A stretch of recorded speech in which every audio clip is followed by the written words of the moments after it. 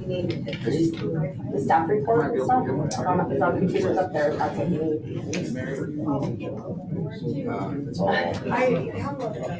I think you can get on the internet from that computer as well. Well, hers is over. Oh, No, we only have just 3, and then she has the paper copies. oh, the Wi-Fi. I mean, I don't even have first round. Just type it in for her.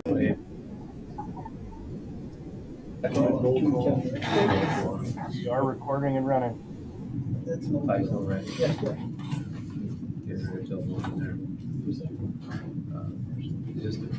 private residence.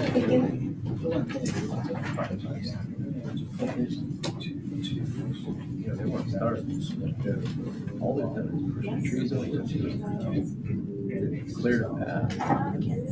Michael, did you want to speak on all 4 of these proposals? They're not numbered. So which one? Lakeland Landing, Annexation? Is that A? That's the first one. Okay. That's the one? And the last one? Okay.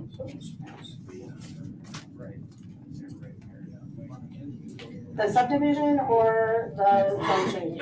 Yeah, they want an elevation of the, they want us to build a shop right now.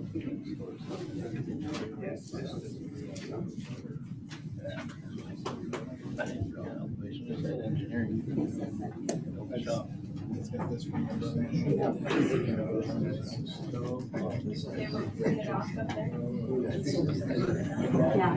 That took me a minute.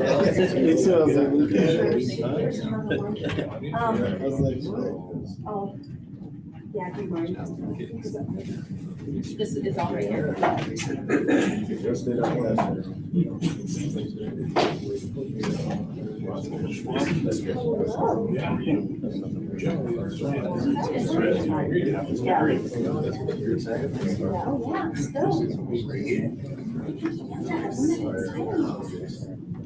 You're like, don't joke about that. Right.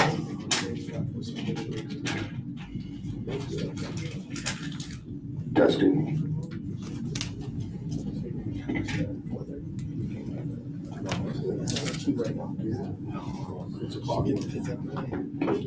Get up at 5.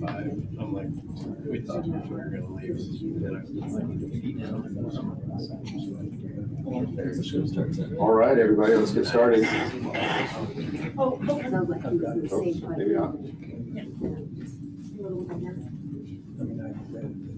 Oh, Just gonna hit record. Thank God. Show me how it's done. No, I'm gonna fall down. All right. Call this meeting to order. Mary, would you like to take a roll call? Nick Burns, Present. John Hatcher, Present. Mike Compton, Present. Lacey Schwab. Present. And for the record, Kurt's Carr is absent. Thank you. All right, would y'all please join me in the Pledge of Allegiance? Pledge of Allegiance to the flag of the United States of America and to the republic for which it stands, one nation, under God, indivisible, with liberty and justice for all.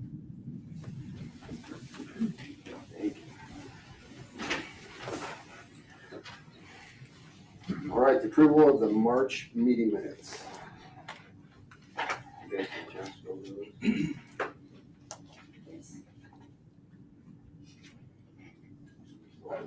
Yeah.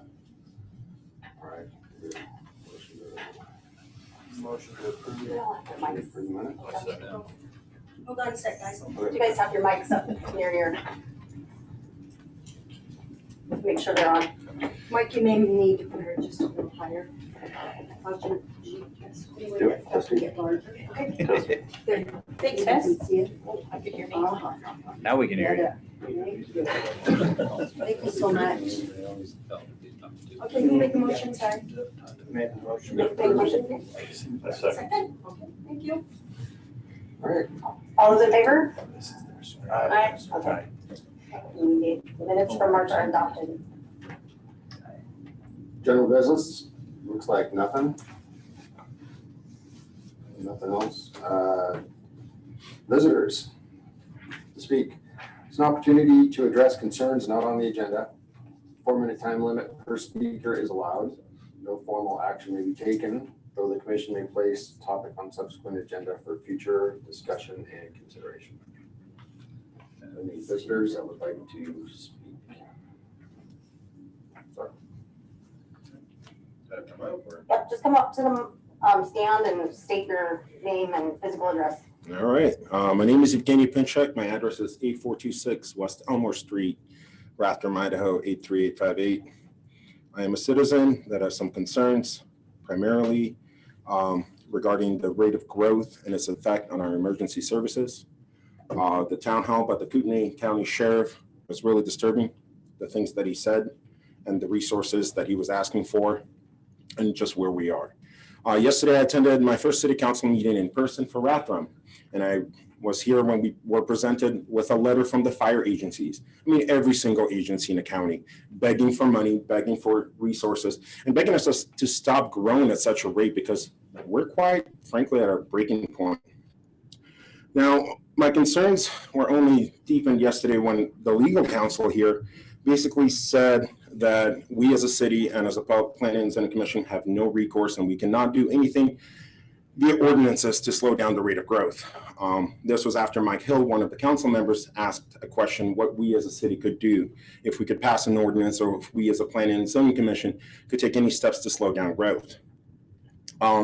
Before I continue, I would like to add that in your job description, Idaho Code 67-6511 is referenced, Section A, and the code itself. In Section C, it says, if the request is found to be in conflict with a current comprehensive plan or would result in demonstrable adverse effects to public services, that you as a planning commission have the ability to say no to any annexation or any zoning changing request. There's a little bit of legal research I did this morning. I called a couple lawyers. And it was really interesting that in 1926, the Supreme Court of the United States approved zoning as an acceptable police power for any municipality. Municipal powers in the Idaho Code also touch Local Land Use Planning Act. And it talks about that you are allowed to deny a zoning request. And unless it removes all economic and beneficial use from land, the owner has no recourse legally. Also, Article 12, Section 2 of the Idaho Constitution expressly grants cities and counties the authority to enact police powers and regulations.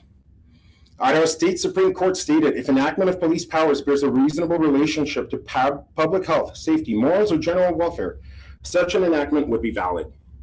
Again, this runs contrary to everything the legal counsel for the city of Rathdrum said yesterday. I'm no attorney, but I spoke to two today, and both have said that what he said was patently false. I'm just saying what I heard and what I read. I also read that in the Supreme Court ruling in 1926, Village of Elusitz versus Amber Realty Co., there's a really important distinction because the Supreme Court of the United States says that a substantial relationship has to exist with the development before they could deny it. However, the Idaho State Supreme Court says that a reasonable relationship to public safety, health, and welfare is reason enough for you to decline a rezoning request from a commercial or an industrial property going to a residential, or maybe from a residential going to a higher capacity residential. Annexations fall into this as well. A more recent court case comes from 2009, Terrazas versus Blaine County Board of Commissioners. This is an Idaho case. The Idaho State Supreme Court recognized aesthetic concerns, including preservation of open space, maintenance of rural character, as valid rationales for zoning restrictions under its police power. Now, look, I'm a libertarian. I believe in property rights, but I believe there's a limit at the time when it begins to impact the community.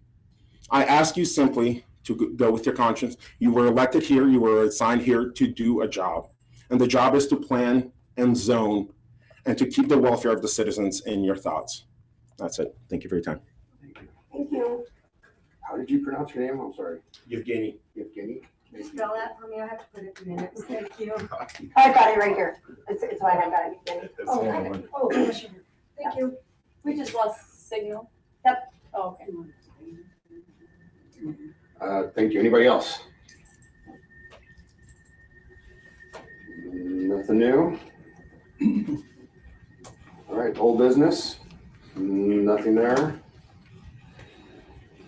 Public hearings. Show on the road.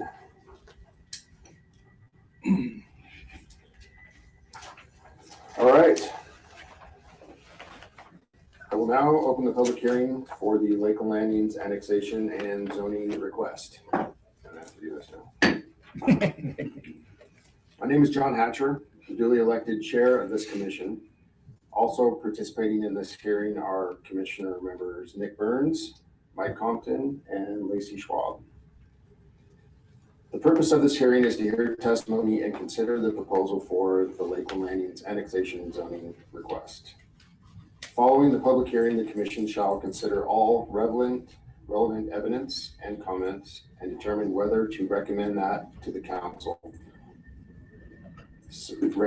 council approve or disapprove the application, or may return the proposal for modification. In its review, the commission shall determine if the proposal conforms to the general goals and policies of the comprehensive land use plan, and whether the proposal is in conformance with Rotterdam City Code. Our decision must be made by determining if the proposal meets the standards set forth in the adopted plans and code. To address appearance of fairness, this hearing must be procedurally fair and be conducted by impartial decision makers. The appearance of fairness doctrine is a rule of law requiring government decision makers to conduct non-court hearings and proceedings in a way that is fair and unbiased in both appearance and fact. The doctrine attempts to make sure that all parties receive equal treatment. That sounding good so far? In order to address this doctrine, I will ask the members of this commission to respond to the following. Does any member of this commission or one of their family members have any interest in the property or the application, or own property within 300 feet of the property subject to the application? No. And no for me. Does any member stand to gain or lose any financial benefit as a result of the outcome of the hearing? No. And no for me. Can all the members of this commission hear and consider the application in a fair and objective manner? Yes. Yes. Has any member of this commission engaged in any ex parte communications with either proponents or opponents of the application? And if so, please state on the record the substance of any such communications so that the interested parties have the opportunity to rebut. No. And no for me. To the audience, is there any member of the audience who wishes to challenge the participation of any member of this commission in hearing this matter based on appearance of fairness grounds? If so, please step forward and include the reasons for the request. And nothing.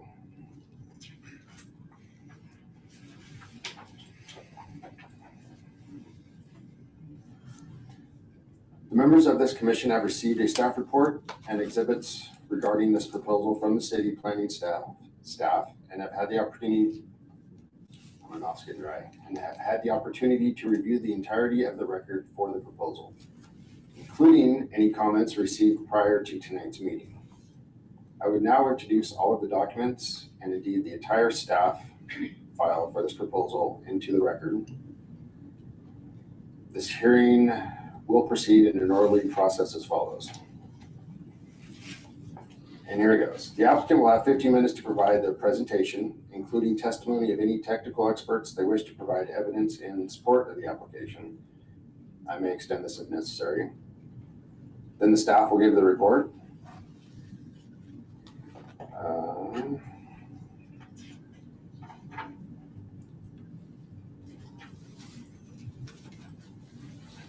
Following this, members of the public will have the opportunity to speak, first by those in favor of the application, then those neutral, and then those opposed.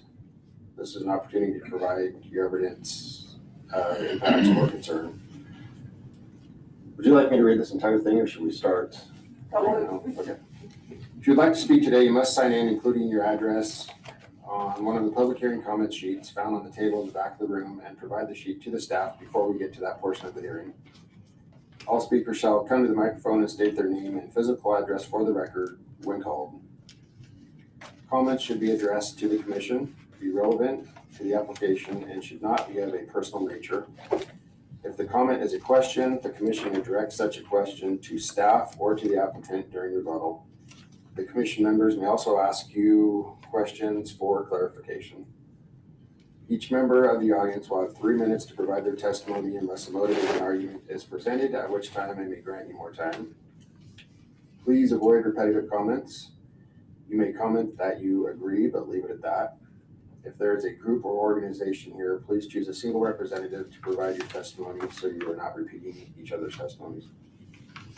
Public comment will not be accepted out of order or after the hearing is closed, so please make sure that you speak during the time provided if so motivated. You will provide your comments with respect to this commission and the applicant.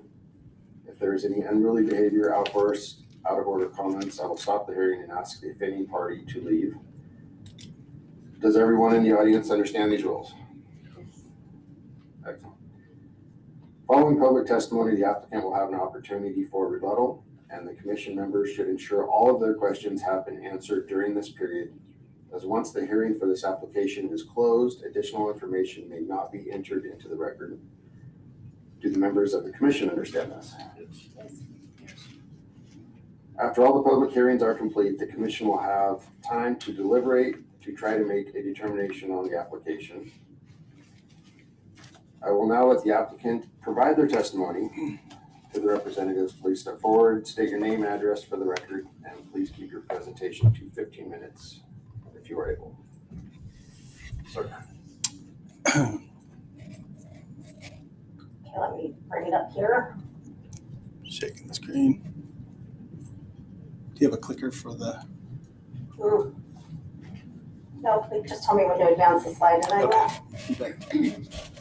Good evening, Commission. Scott MacArthur Engineering here tonight on behalf of Lakeland Landings LLC to request the zoning of their property into the city of Rathdrum. Scott, I need your address, sorry. I'm sorry. It's P.O. Box 2488, Post Falls, Idaho 83877. We need physical. On physical. I'm a nomad. That's it? Yeah. Okay. Sorry. I'm sorry, say it again then. Thank you. It's P.O. Box 2488, Post Falls 83877. Thank you. Okay, my computer's doing something weird here, hang on. Sorry, guys. Oh. Why?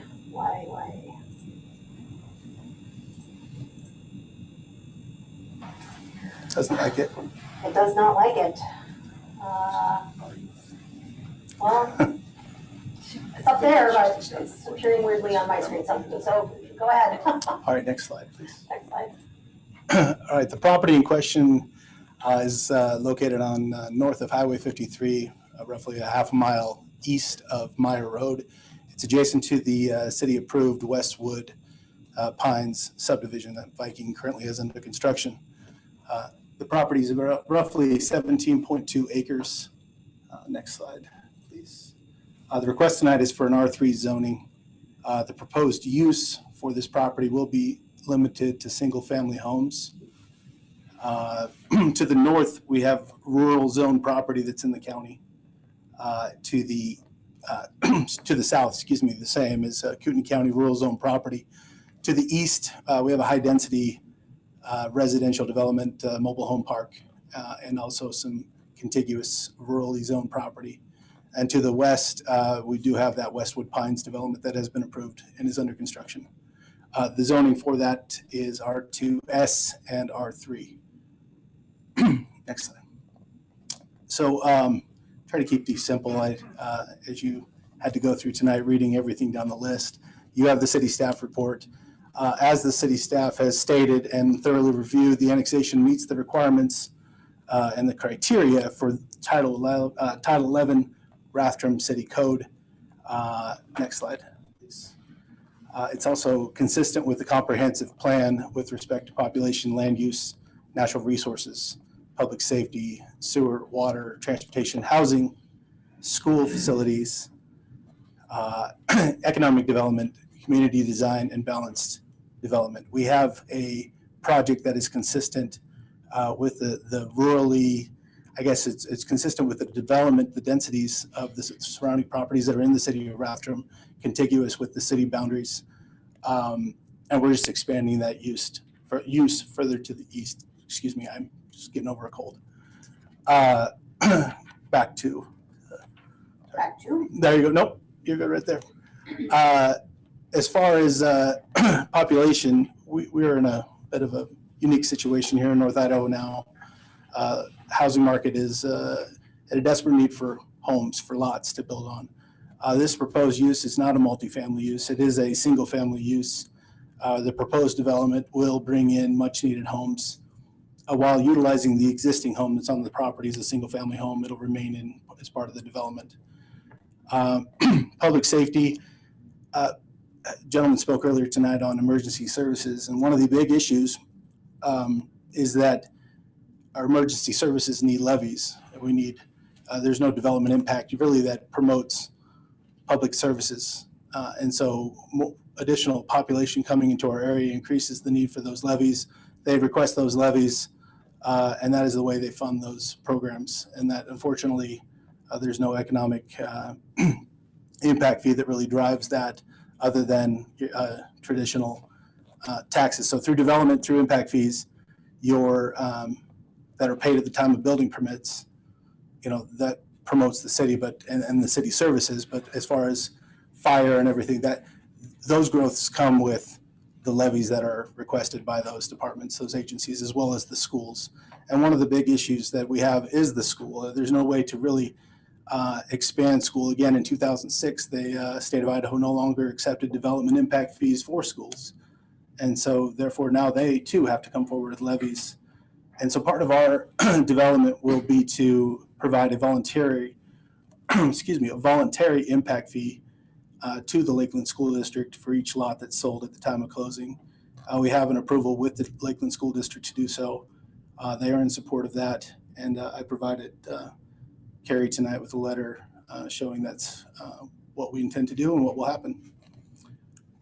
Next slide, please.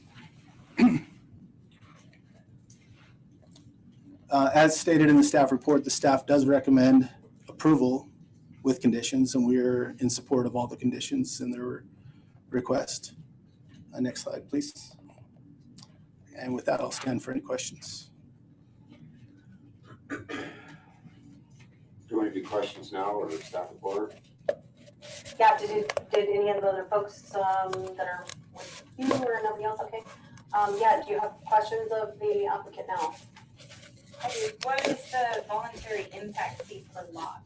Per lot, it's $500 per lot. So I will enter this into the record as well. Lakeland Landing's voluntary impact fee with Lakeland School District. It is signed by the project proponent that they voluntarily agree to pay Lakeland School District a one-time impact fee of $500 for each single-family home sold within the development at the time of closing, with the total anticipated voluntary payment being $33,500 based on a very preliminary plat. So since it's voluntary, the actual person buying the property can deny the pay the impact fee? No, the developers will pay it at the time of closing. So when the home is sold, it'll just be part of the closing escrow. That language can be added to the annexation agreement and conditions of approval. How much was the total? 33,000. It's based on the preliminary plat right now of 67 lots. It's $33,500. You wanted 6,000 square foot lots for that? Our minimum lot. Well, we're here to talk about annexation, but I'll get to the preliminary plat as well. But there is a condition from the city staff that we're totally fine with, is the 6,000 square foot minimum lot size in the development. No multifamily, just single family. Let's see if I can find your what you sent me earlier. Do you want to show them that? You can bring it up. It's a couple slides down. Oh, it is? Okay, Yep. hang on. I'll go back to your presentation then. Here we go. It's kind of difficult to see there, but this is the preliminary plat we have proposed now. As you can see, where or maybe you cannot see with that. Right there is the existing home, which will essentially take up roughly 3 of the proposed lots there for a single lot, and it will remain in the development. So I know we're here to talk about annexation first. But this is the hot topic, so yeah. What's that? This is the hot topic, yeah. If you were to get R3 for your zoning, would this still be something you would want to annex? Yeah, this will be well above the requirements for R3 zoning. It's just contiguous with the R3 zoning adjacent to this. So if they were to recommend a differing zoning designation, like R2 or R1, would the owners and developers still be wanting to go forward? What I guess what are the conditions set forth? Do we meet those? We haven't been asked. That hasn't been discussed. For example, is 10,000 square foot lots. Yeah. If we were to recommend that, would that be something you would you even pursue this development? I'd have to speak to my clients about that. What about R2S, 7,500? 7,500. I think we could make 7,500 square foot work. Our minimum lot size right now shown is 7329. So. Is there any possibility of like a 5-acre donation to the school for a future elementary? That typically comes with much larger developments, 40 acres plus. It's hard to do. You can't donate something like that on a 17-acre parcel, and 5 acres to a school really doesn't mean much But for either. a higher density area? It wouldn't be consistent with the proposed single-family lots. You'd have to push. You'd have to change your complete performa for the project. It wouldn't be single-family lots anymore. You would be pushing into a multifamily. You'd get more multifamily. If you were to donate 5 acres in a 17-acre parcel, you're down to 12 acres, and you still have a lot of densities. I think you'd be looking at more of duplexes and apartments than just to make it work right now in this economy with the price of land and the price of lumber. So with if you were to go with an R2S and go with 7,500 square foot lots, that would drop your the amount of income coming in from 33,000. No, we could make it work. You would go ahead and make that. We could tweak the plot slightly to make that work. I have no problem with that. There's only 1 or 2 lots that we'd have to adjust. Yeah, I think we have a few lots that would need adjustment on that. Yeah, I looked through all the lot sizes earlier in the day. I think you probably only have to lose like 5 lots. I think we'd have to just adjust them. I think we'd have to shift them, and I think we can make it work. Where's the closest park to the development? I believe the Lions Club is the closest park to the development. I know we're not here I didn't bring that. That's part of the subdivision request. Do you have an aerial map? Lions Club? Yep, that's correct. Yeah. The corner of Meyer and 53. Mm-hmm. So you don't have a traffic plan in place to access this? As far as The traffic that's gonna cause problems on 53 to enter that. so That would be something that would be addressed at the time of the subdivision proposal. IT, And that yeah. staff has included suggested conditions of approval to address traffic impacts and things like that. ITD has looked at this and the proposal. There will be improvements to Highway 53, consistent with the Viking development to the west, and consistent with the development to the south of Highway 53 as well. They just won't publicly comment until the time of the subdivision.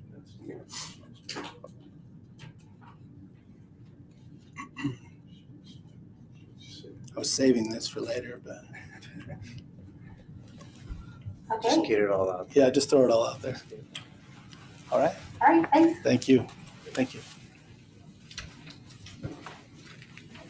Staff report, and then I think we'll probably have a few more questions after that.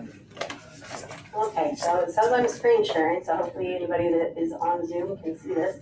James, if you can pop up and let me know if we have anybody following on Zoom tonight, other than Will, the city attorney, and if so, show me a number.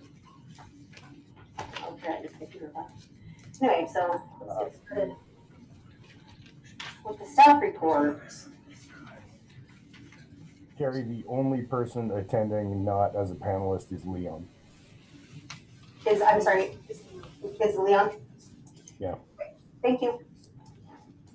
Alrighty, so let's see if I can get this to work. Okay, so this is the staff report for the Lakeland Landings annexation request. Please note that we're looking at right now, even though they have the very preliminary idea of what their plat may look like, we're not looking at the plat at this time, but it gives you an example of the kind of density that they're requesting. Please also note that the name of this is subject to change.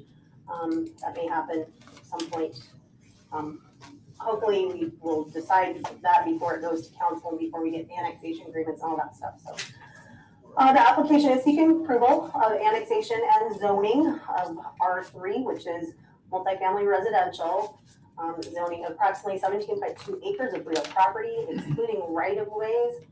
With the right-of-way included, so that would be the width of Highway 53, it's approximately 18.6 acres.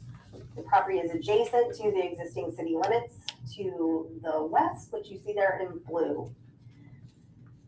The current property use zoning is, it is zoned rural by Kootenai County and is utilized as a single family home site without buildings.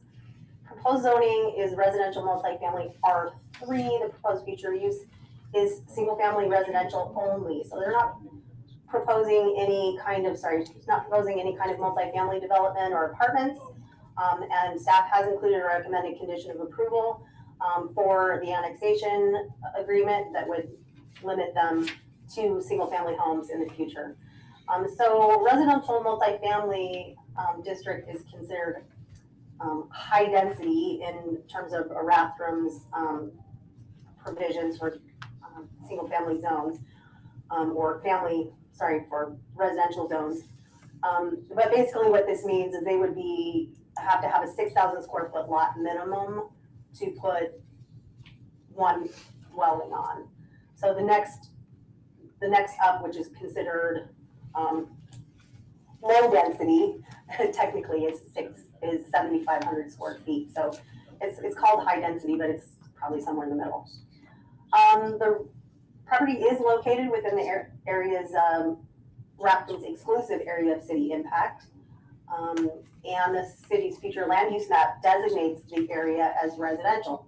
So it has been evaluated in the past as part of the comprehensive plan and future land use map, and was identified as property that has the potential to be annexed into the city, and was given the land use designation. So to the north, there are 2.5 acre and 1 5-acre lots that have single family homes on them. And those are again in the rural zone. To the east is zone high density residential and rural. There are 2 5-acre lots with single family homes and 1 4.7 acre lot with approximately 22 manufactured homes on it. So that's pretty large density there. South again is rural with a single family home. It's a very large lot, 94 acre lot, which is beyond Highway 53. And then to the west, of course, is the Westwood Pines development. The R2 portion of that development, which is at the back of that property, is currently under development. The front portion of that property is zoned R3, multifamily residential. It is not yet being developed. So I did provide a complete code analysis within the staff reports that you received. I didn't include all of it here because it's just a lot to go through. And it was found to be generally consistent with Ratham City Code. So the only ones that I really put in here were those sections where the determinations are to be made by you guys and the city council. And that would be the criteria for granting requested zoning. So the criteria, those required by Ratham City Code 11.4, which is our zoning title. And the purpose of the R3 district is to provide for residential environments at a higher density than R1 and R2 districts, and should be located as follows. In areas where increased traffic would not have detrimental effect on the carrying capacity of collector and arterial streets. The project is adjacent to North Highway 53, which is classified as an arterial. Actually, it's classified as a highway, which is kind of a higher classification arterial. So we have included, again, a condition of approval to deal with impacts that may be caused by any future development. But the commission and council shall determine if the proposed zone district is appropriately located. Also, location in where municipal water and sewer facilities are provided. City water and sewer facilities can be extended to serve the property. There was a memo has been provided by the city public works director dealing with that, and was attached to the staff report in one of the exhibits under comments. They should also be located in areas to act as a buffer between commercial or industrial districts and lower density residential districts.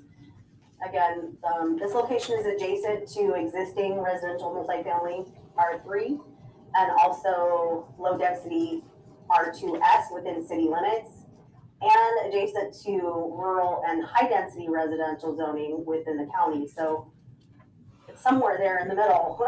It's, if you want to call it a buffer of less density than what is existing to the east, and what can exist to a portion of the west. That's again up to you to make that determination. And the last criteria is in areas designated for high density use on the city of Grafton future land use map. The proposed annexation areas within the city's identified city of their impact, and it is identified as residential. High and low density are not a category that's identified in our future land use map. However, the residential designation includes residential activities from high family to multifamily and mixed use. So it is consistent with that.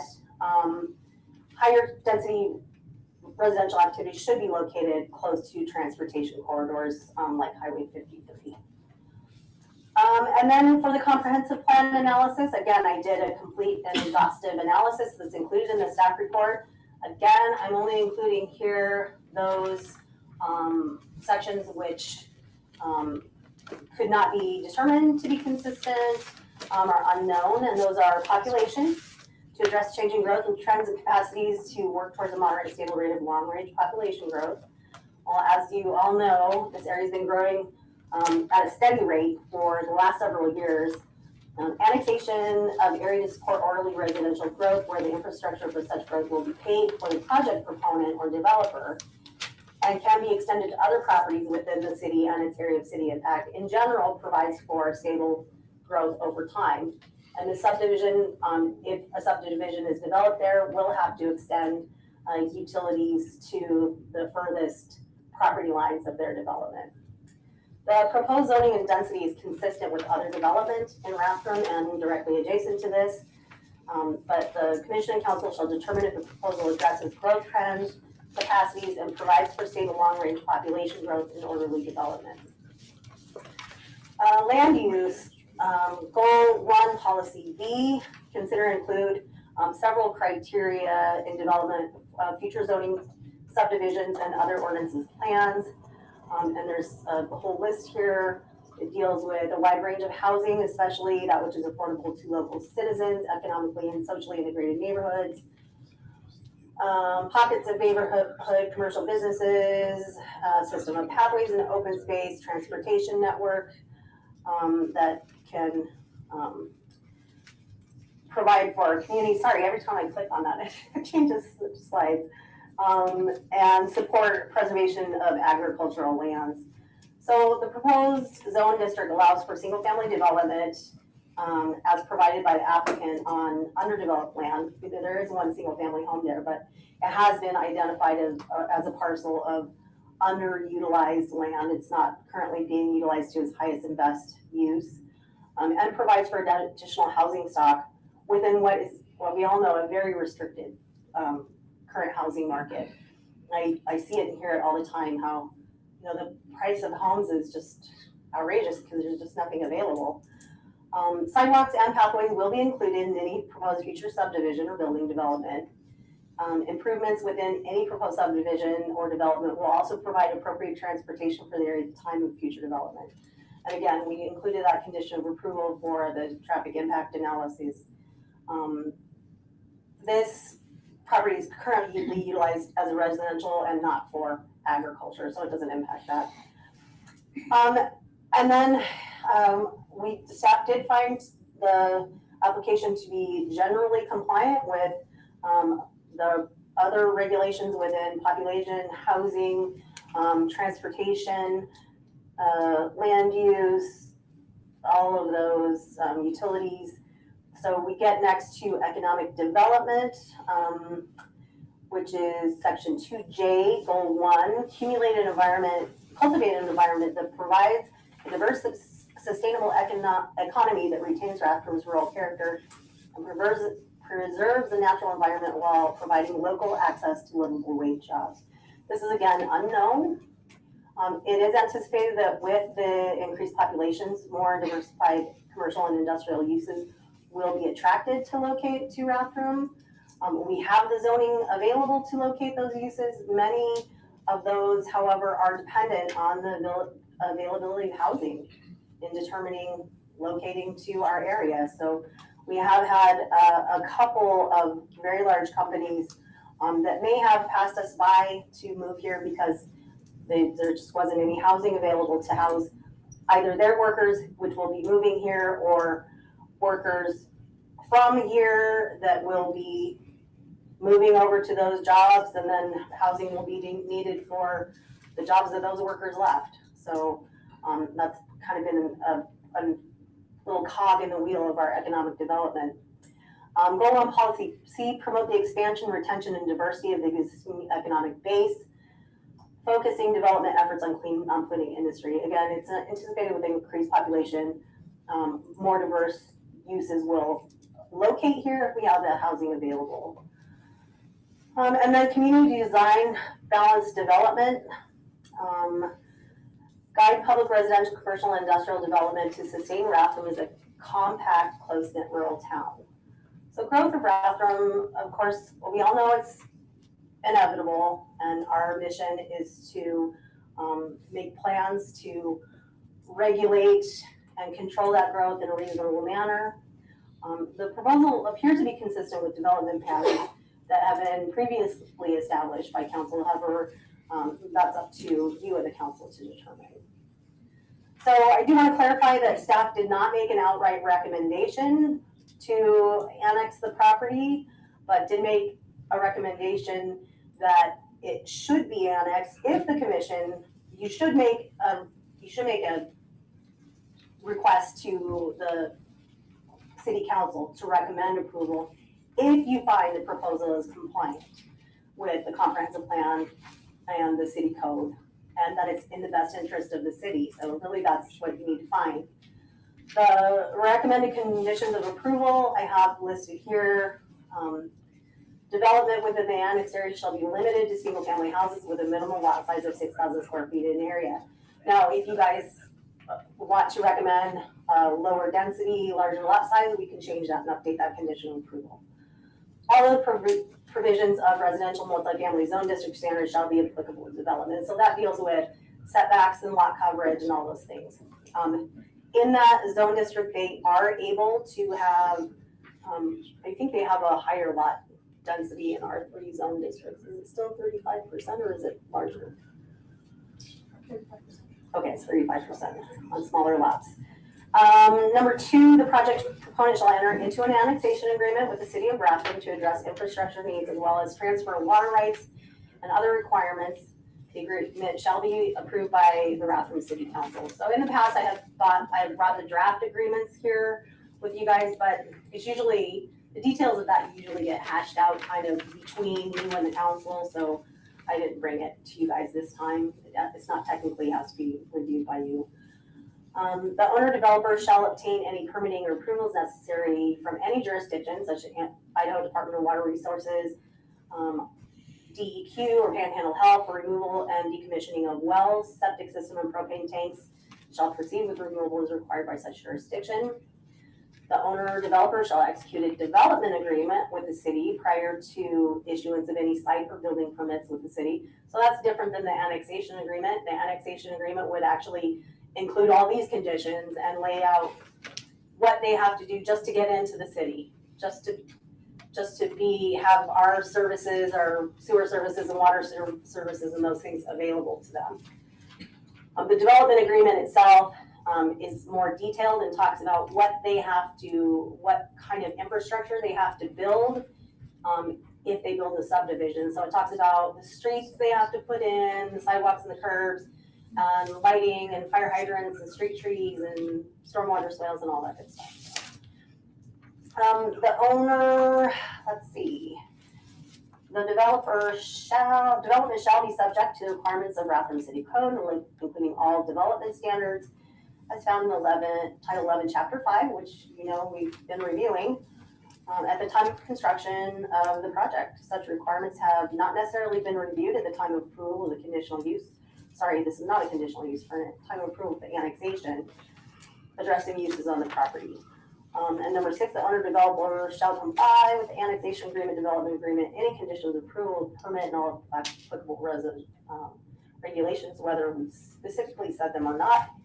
I would also suggest that you include the condition of approval that they meet this or some modified version thereof if you decide to change the zoning. It sounds like the applicant was still willing to do the $33,500 fee impacts voluntarily directly to the school district, regardless of the number of lots regardless of the zoning that they get.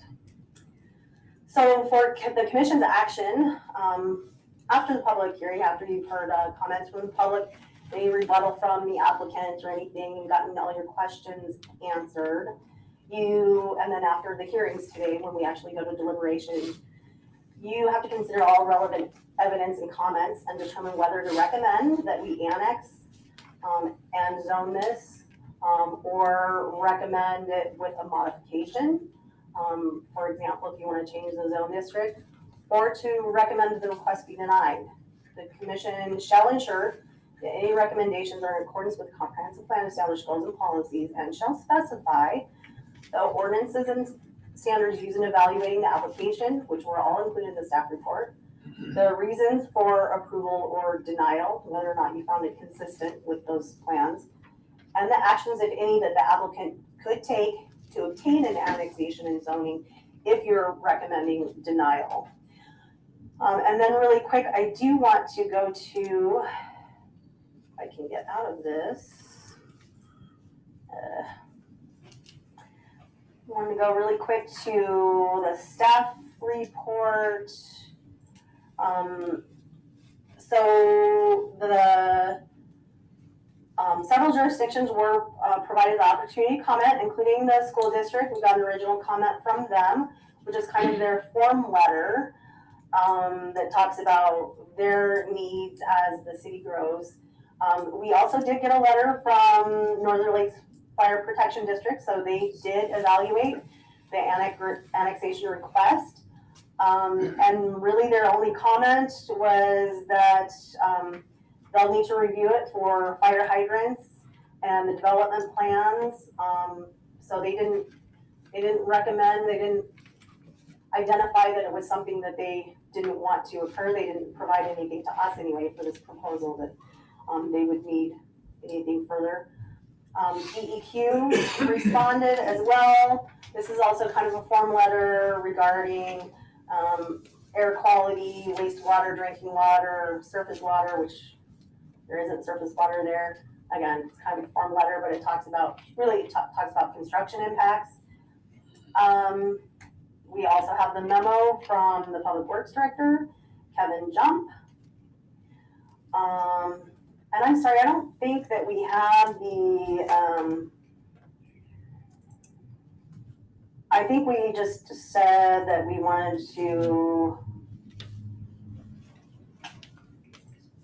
I don't think I included that condition of approval, and I do apologize that, but Kevin has it in here, that they will need to have a traffic impact analysis for site access, a study that offers recommendation to public agencies about cross-lot connectivity, restricted access on Highway 53, development or creation of frontage or backage roads, and other considerations. Traffic generation from the subject property needs to be reviewed. ITD will be consulted regarding specific access, management treatments. So again, we will require them to have a traffic impact study completed prior to any development for both the city and ITD's review. And we do reserve the right to require any improvements recommended from that study, as well as additional improvements if we deem them necessary. We will not allow direct access to any individual lots from Highway 53. There will be likely one access from Highway 53 into this development, and then it would link into the Westwood Pines development for their secondary access. So would they be required to put a turn lane in?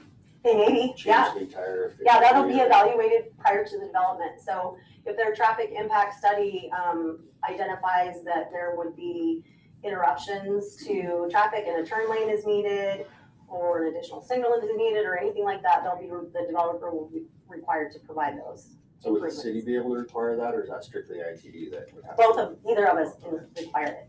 Yeah, for sure. So they just need to give us the information first and see if that's warranted.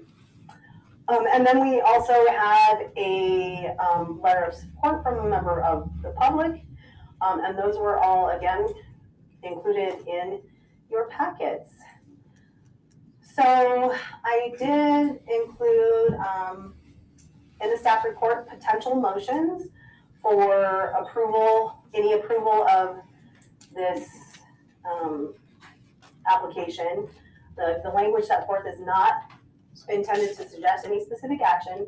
It gave you options for approval with conditions or denial. We'll come back to that at the time that we deliberate, but for now we'll continue with public comments and getting all your questions answered before we move on to the next hearing. Was there any, I didn't see any memos from the police department?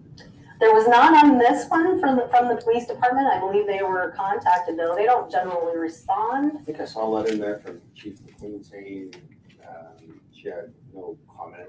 Yeah, I think Chief McLean's was maybe for the zone change. I don't, yeah. But we do get impact fees from every single home that would be built in this development would be charged impact fees for transportation, which helps us to keep up our existing infrastructure. It pays for improvements and maintenance of what we have existing throughout the city, not just adjacent to their site. They also have park impact fees. So instead of asking for like a little pocket park, unfortunately, evidence has shown they tend not to really get utilized very much. And for Rathdrum, because of our size and how close it is to drive to a larger park, we found it's more beneficial for us to pool monies from impact fees so that we can buy larger lots and make better parks out of them instead of having all these just little tiny ones all over. This way we can put in like a majestic park and have the amphitheater and the splash pad and the dog park and all of that. There are also impact fees for water and sewer system. And of course, the police department did recently state during the town hall meeting that was held here earlier in the month that they currently are right at the recommended staffing level per population for the nation. I think that they have 17 staff right now, and the national average would have them at 16. And of course, they hire new people as population grows. So there's not any concerns right now about the city of Rathdrum's anyway, police coverage, so. And then as far as the schools, I did want to address that really quickly.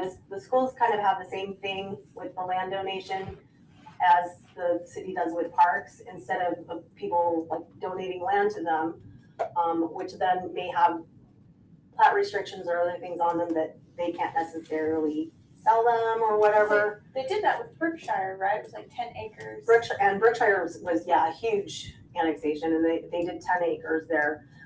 But it was in a part of town where they had already identified that they are planning to move the education corridor to the south end By Lancaster. of Rathdrum, by Lancaster. And this ties in with that, just right up down off Meyer. So it was a good place to put an elementary school. I don't know that their plan has identified that they want any land anywhere else. Because this would be sending all the students to Garwood, which is pretty full right now, right? Well, no, because the elementary school right up here, the John Brown Elementary. But, okay, maybe it was the other one I read. I thought it was the Lakeland Landings that was part of the Garwood. It will be Garwood. It will be Garwood. They would send them to Garwood. Yeah, I don't know, and they may update their plans. I don't know what how they bus or district their kids or whatever else. It's based on their, how many kids they have in any given year, I think. And those are subject to update, so. Yeah, so, John, if you wanna do the public comment portion. All right, public comment. So first we'll have members of the public who would like to speak in favor of, and really quick, I'll go off of this. So we have someone.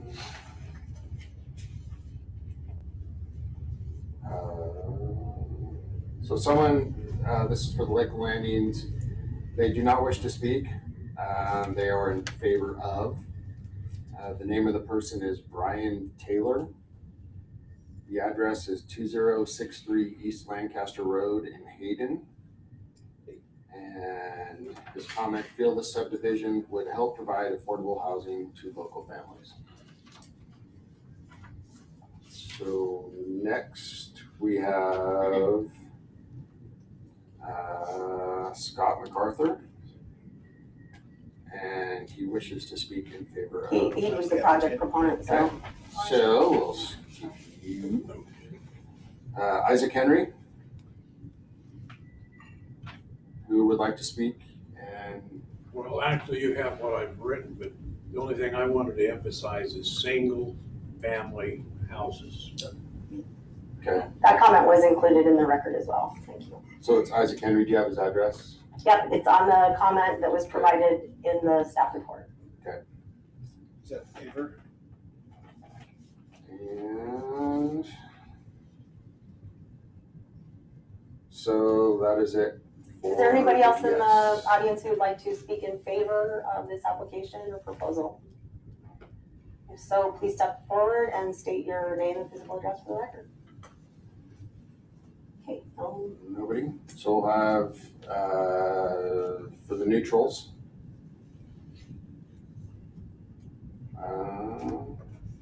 Anybody neutral? you like to just step forward and state your name and physical address again for the record? Yevgeny Pinchuk, 8426 West Elmore Street, Rathdrum, Idaho, 83858. My question is actually to the city planner. When I spoke to the fire chief of the Lakeland Fire District, what I understood to be the process is when they give their evaluation of a planning or zoning change, they are merely speaking to whether or not it matches the code. They are not speaking on whether or not they will have the capacity to actually, provide service to that area. Am I correct or am I mistaken? I don't know. They're welcome to provide any comments that they would like. Comments that we solicit are based on the request and whether or not the property should be annexed. And we expect them to comment appropriately. Okay. So they didn't mention anything about Okay, good to know. that one. Thank you for clarifying. Appreciate it. Yeah, you're welcome. Anybody else neutral? Okay, in opposition, one right here, Michael Fox.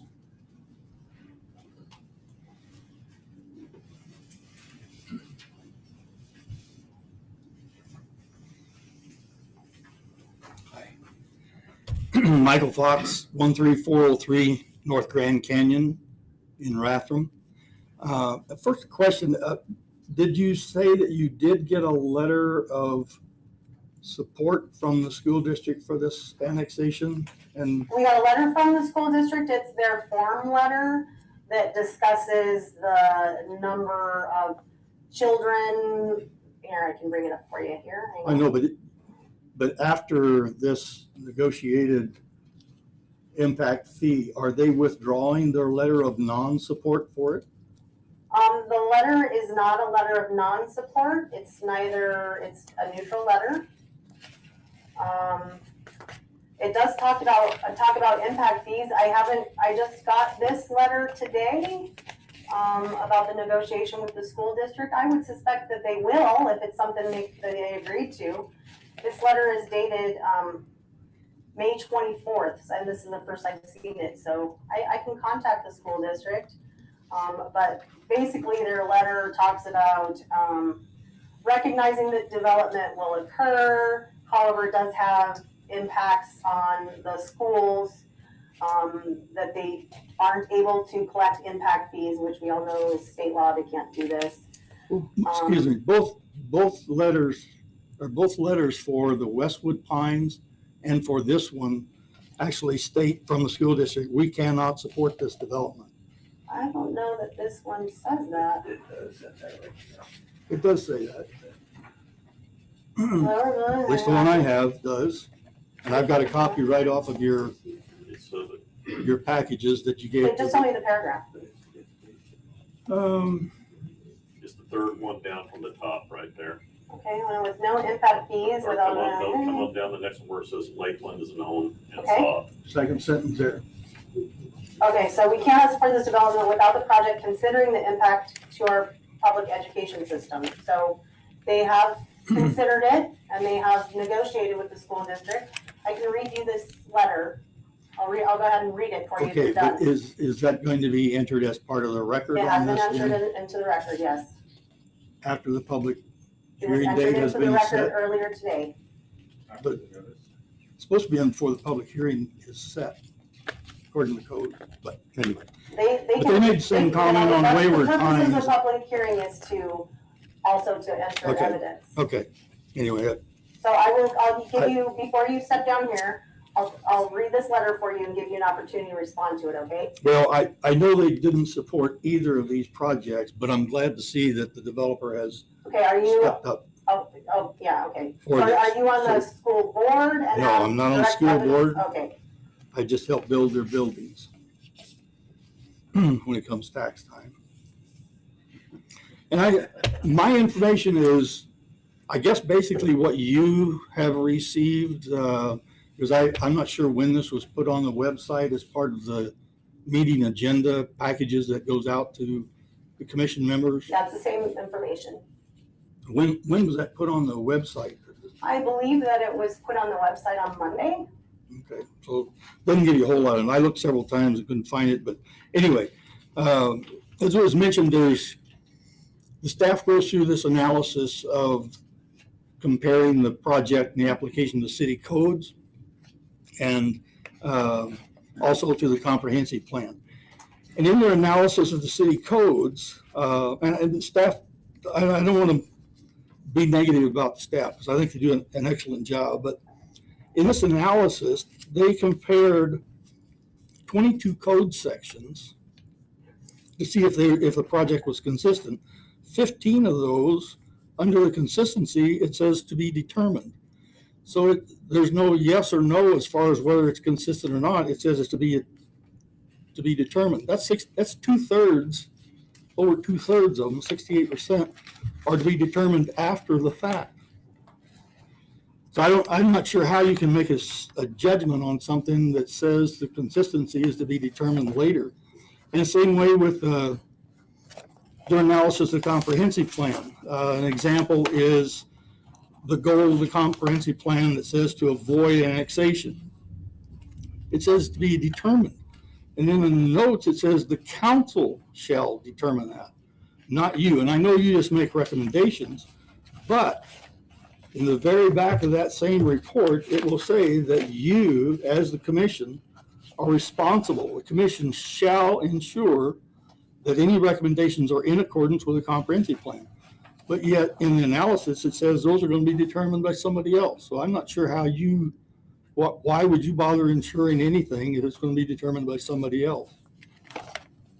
At least whether it's consistent or not. I'm just saying this analysis is very lacking in giving you information needed to make a decision on this. And if I was sitting in your seat, I'd be really hesitant to be making a decision of this magnitude without this kind of information. I will respond to your statement about the to be determined. So most of the to be determineds that are included in the staff's analysis have to do with, you'll see like this top one on your screen right now. This is just a subsection. It says the criteria for granting this annexation shall be as follows. So this section is to be provided by subsection below, yes, and to be determined. Because one of the sections, one of the portions in this section is, it needs to be determined. So the commission and council shall determine its consistency with the criteria. There are also very many sections that I didn't include in my presentation earlier because they deal with public hearing process and things like it deals with whether their recommendation, if it goes to the city council within the 60 days that is required. I can't state right now that yes, it complies with that because we haven't scheduled the hearing with the city council. So the sections that were applicable to their determination were included in my presentation tonight. I believe that this is a very comprehensive analysis of both our city code and our comprehensive plan. Again, as you see me scroll through here, you'll see that there are some that are needing to be determined, whether or not it's in the best interest for the city and its residents, but that most of them have been found to be yes, they are compliant. And there's far more yeses, yes, it is compliant, yes, it is compliant, yes, it is compliant, than there are unknowns. So I did want to point that out. I am going to go ahead and read into the record with this neutral comment, the Lakeland Landing is a voluntary impact fee. Lakeland School District number 272. This is to the attention of Brian Wallace, who is their Chief Financial Officer. And it is from, again, the project proponent, Scott MacArthur. Dear Brian, thank you for taking the time to discuss the above single-family development project with me over the past few months. Our client understands that development impact fees are not collected to support the Idaho schools that support the families within our community. Therefore, the developer of the Lakeland Landings project, through escrow at the time of individual closing, voluntarily agrees to pay the Lakeland School District a one-time impact fee of $500 for each single-family home sold within the development, with the total anticipated voluntary payment being $33,500 based on the project's preliminary plat. Thank you again for your time. Sincerely, Scott MacArthur, PE. I would recommend that if we include this as a condition of approval within the annexation agreement, that it would be $500 for each lot sold, because in a lot of cases, a developer will sell the lot to another construction company, and then that would make the construction company then the people that are on the hook for paying that fee. And it should be addressed with annexation to this developer and not to future ones. So, Can I ask one more question? Sure, yeah, one more. Do you as a commission have any input into the use or the purpose of the municipal land donation for these projects? Are you familiar with that? We can recommend a land donation, but No, by ordinance, every development has to donate a certain amount of land per dwelling unit. I've never heard it talked about in any of the planning meetings. It's 0.018 acre for every lot, for every dwelling unit. And so I don't know what that'd be. That'll be a little over an acre for this project. Was there 60 some lots in there? So it'd be like 66, that's it. okay. Now that's separate from impact fees and everything else. This is a statutory allowance under the Land Use Planning Act. Rathdrum has a code, so every developer has to do that, and then they can have this in lieu of. They can pay cash if they don't want to give them land. But I just wondered if you, as the commission, had any opportunity to input to the council what that money was going to be used for. So what he's talking about are impact fees. No, this is That's what I discussed. The city has impact fees in lieu of land donation, and the city council decides those. They don't come to planning and zoning commission, just for your information. I'd like to ask Mr. Fox a question. Sure, absolutely. Mr. Fox? Sir. I would, and again, this is your right to answer, this is how you would like to answer, but you're voting against or so my question is, can you give me a reason why? There are a number of citizens that are concerned about the growth and the impact that it's having. And I don't know if you were at the city council meeting last night, but the city attorney, this is right out here, these are words out his mouth. I'm not speaking out of turn because he said it in an open meeting. Sure. But the best way that the city and the best impact they can have on trying to slow down and control the growth is to avoid annexing. Plain said it. That doesn't put any problems. It's a simple fix for the growth. So simply said, you're just worried about the amount of growth and how fast we're growing here in Rathdrum. Well, yeah. The whole area. 2 years ago, they had a $70 million bond issue fail from the schools because the schools, were overcrowded. And every one of these developments, a letter comes in from the school district that says, we don't support this because our schools are at their limit right now. You'll see another one for the Betty Kiefer School, where I don't know what the Grace Landing or whatever it is, same letter. They use a form letter. They change the name of the development and say the same thing. We can't support it. The schools are full. But it's never taken into effect. So at some point, the chickens are coming home to roost, and we're going to be stuck with some huge bills here. And they're going to come eventually anyway. But we can't keep pace with it right now. Okay, thank you very much. Appreciate your comments. Sure. Anybody else in opposition? We have the city attorney, looks like Will on there. I don't know. Will, did you want to provide a comment? If so, wave your hand. Nope, he's not waving his hand. So I would assume that he will unmute his mic and hop into the conversation if he would like to. So. I think there he goes. He just unmuted. Oh, hi, Will. You're unmuted, but I can't hear you right now. Hey, oh, there you are. can you hear me okay? We can hear you now, yes. I did indicate last night. Can you hear me? It's kind of coming in and out.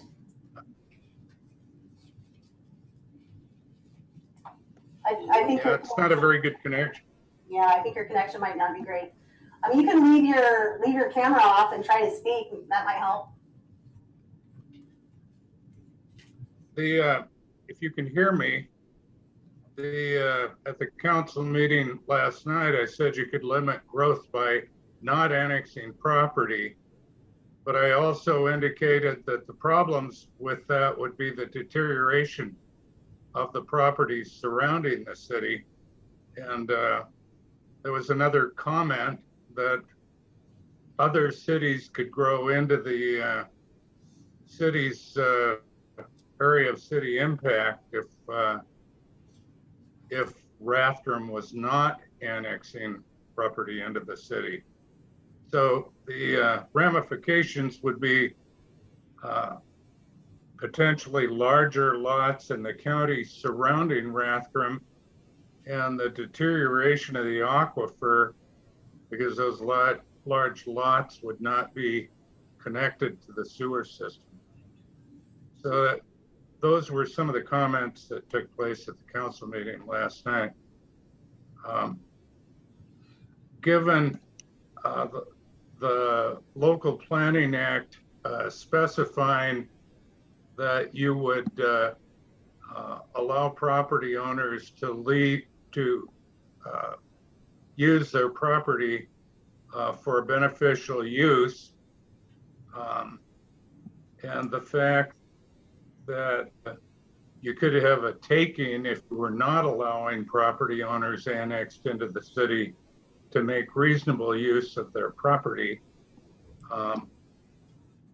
You know, growth is difficult without some concerns about violating the Local Planning Act, which allows, generally recommends the highest and best use, and the provisions in the Idaho Constitution that protect property rights. So that's some of the discussion that took place at the council meeting last night. Hope you can hear me. That's all I have to say, though. Thank you, Mr. Harrington. Okay, were there any more against? Any more against? I have a follow-up question for the attorney, if possible. So Evgeny has a follow-up question for you, Will. Will, I just have a quick question. I trust me, as a libertarian, I understand property rights and I'm all for it. But I'm curious how the city council and the Planning and Zoning Commission balances their fiduciary duty to the welfare and safety of its community with property rights. Surely those two have come to a head here at some point. And I'm just, you know, one of the things you mentioned is that we could have, go ahead. Go ahead, Will. I think that Yeah, sorry. the planning and zoning Well, go ahead. the planning commission and the council, the planning and zoning commission and the council have to follow the comprehensive plan and the city's ordinances. And from what I've seen tonight in evaluating the zoning and considering less density in the zoning, the Planning and Zoning Commission appears to be recommending some limitations on growth over what was reflected.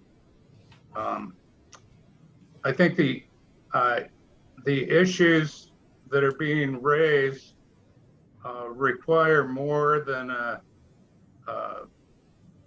quick response. And, you know, there is a memorandum on file based on the petition that was submitted that does some analysis of, you know, why the city is not able to proceed with any extensive growth limitation ordinances. So I would be trying to answer you know, what's contained in extensive documentation from kind of a shotgun approach, and I hesitate to do that, but I would encourage the Planning and Zoning Commission to read the analysis that was done on the petition that was submitted to the city to limit growth. Thank you, Will. One final question. That doesn't answer the, How would one get a copy of that memorandum and analysis? I can give you one. Cool. All right. Thank you for your time. It's just a public records request. Yeah, thank you. Okie dokie. Okay, anybody else? Let's move on. So, Russ, any more questions?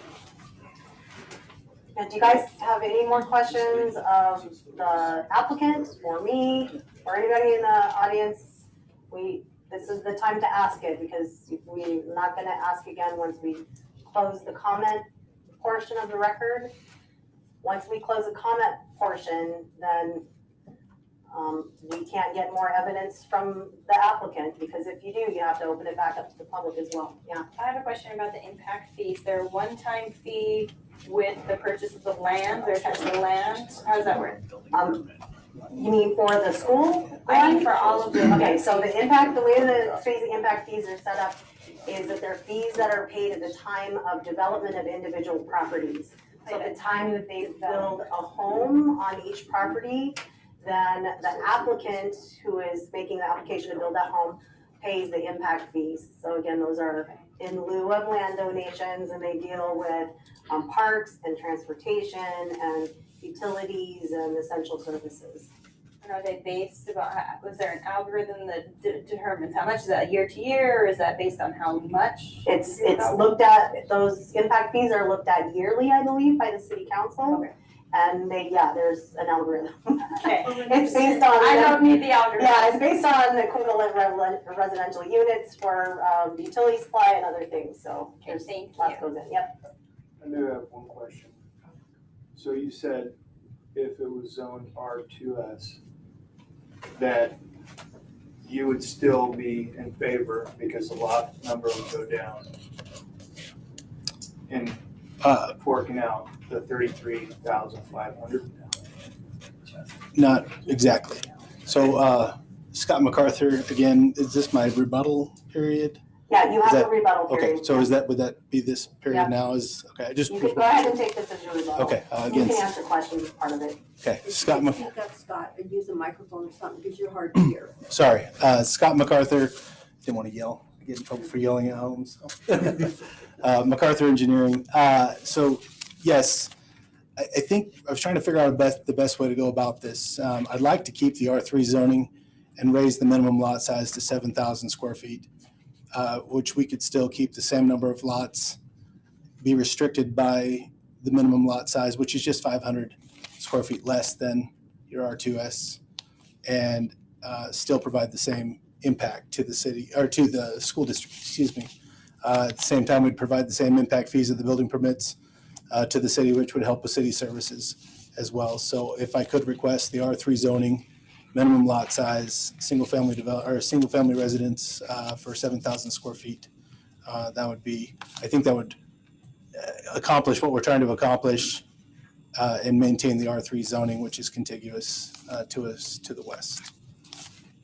And just to clarify on the $500 per lot, the intent of that was, and this is something I worked out with the school district, would be that we would pay the $500 would go into escrow. So when the property changed hands from the developers, whether it's the builder or whatever, it would go into an escrow account. And when it changed hands, that $500 would get shipped off in a check to the school district directly. So The R3 states 6,000 square foot minimum. Right.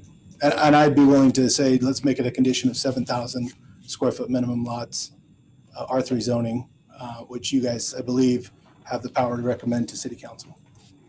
I would feel better with R2S myself. I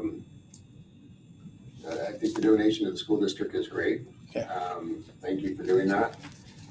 During your presentation, you also mentioned talked about the strain on the fire department. Correct. Would that be something would you be willing to match that with our local? I don't think there's a need for, well, I don't know. I'm sure there's always a need for impact for fire services. But I think, correct me if I'm wrong, Carrie, I don't know if there's an impact to the fire department, an impact fee for development for the fire department. I believe city services have impact fees, and I'm not sure just exactly how those are allocated. They're a separate jurisdiction than us, so we can collect impact fees for outside jurisdictions. Right. If you wanted to coordinate with them, that if there was some kind of certain, normally as a planner, I would recommend that you coordinate for something special like that. If you have a really special situation in your development, like you have a place that's really hard to access, or that needs special equipment to access parts of the site or things like that, I would make them go ahead and make an agreement with the fire district to either that they purchase that equipment, or that they help the fire district purchase that equipment, or whatever it is. But in this case, it's your standard annexation request. As part of the development, the developers are required to develop the infrastructure that's needed to support, your fire suppression, your fire hydrants, your stores adapters. Those are all requirements that, Tyler with Northern Lakes will put on his condition letter and say, hey, put a 5-inch stores on this fire hydrant and we're good to go. So that's typical with those developments. So the only impact that they would really see, I guess, it would be, we're broadening the city. I get that, I understand that, but I don't think that an additional impact fee at this end, based on the other additional impacts that they're already going to be implementing the necessary improvements, I don't know how that would be something that Harry, sorry, we have a comment. Hang on just a second here. So the reason I'm asking for 7,000 square feet, I was just looking at the plat, and I believe the minimum lot size we had was 6,900 square feet. One of the constraints we have on this site, and we could upsize that lot, one of the constraints we have on the site is that we're trying to keep the existing home that's there, and which, as you can see, if you could go to the preliminary plat, I know we're here to talk about annexation, but that existing home does take up what would be essentially 3 lots if we were to take that home out. But it's a nice home, it's a large lot, and we're trying to compensate for that to the west. And the smallest lot there, we have a home that we kind of designed this lot around, if you could just point down to the southwest of that. Where? West side of the road, go up, right there. Yeah, those 2 lots right there are a little bit constrained, but we've selected those lots, we've laid those lots out consistent with single family homes that would be consistent with the development rather than, so we're trying, I guess we designed this subdivision around the existing home for that reason. And it's 7,000 square feet, R3 zoning, everything worked. And so just minor adjustments, minor tweaks, but that would work. If we were to go to something slightly higher and just limit this annexation request to a minimum lot size, R3 zoning, I think we'd be okay. So I guess you're saying absolutely no to R2S. Well, I'm not saying no, I'm just saying that there was a lot of thought that went into this to design around and meet these constraints and extend the much needed sewer to the west, or to the east, from the west. It's 20 feet deep all the way through the project. And so we're designing around those constraints to try to meet this and bring forward a good project. And that's why the subdivision didn't come simultaneous with the annexation, is we've been really thinking about how to make this work. And so the most important step for us is to get that annexation. And I'm glad we did that in that format, because that gave us an opportunity to have this conversation. But again, if we could limit those lot sizes to 7,000 square feet or an R3 zoning, I think we can make that work and still provide that same impact, voluntary impact to the school district. And that impact fee does include the sale of that existing home too, so. One of our 2 Leon Deuces has their hand up on the screen here. And yes, I did real fast, I'm sorry, Carrie. Sorry, go ahead. Most of the lots in here, I just, my client wanted me to point out, a lot of the lots in here are 10,000, 12,000 square feet. They're just the large corner lots that a lot of people would like for the shop lots. And so just the interior lots are range somewhere in the neighborhood of 7,400 square feet to about 9,200 square feet. So, I mean, there are larger lots. There's just a couple of lots that wouldn't meet that criteria. And then we would be losing that the impact fees that those lots could bring otherwise with just a minor give on that size of the lot. So it does, yes, it does increase the density by keeping those, but again, it does bring additional impacts to the city. And the neighborhood is a nice neighborhood laid out, relatively consistent with the R2S, but with those, few couple of lots there. So how many lots are less than 7,500? Currently, and again, minor tweaks can be made. Most of them are, that I'm going to mention here, are 7,410 square feet. So 2, 3, 4.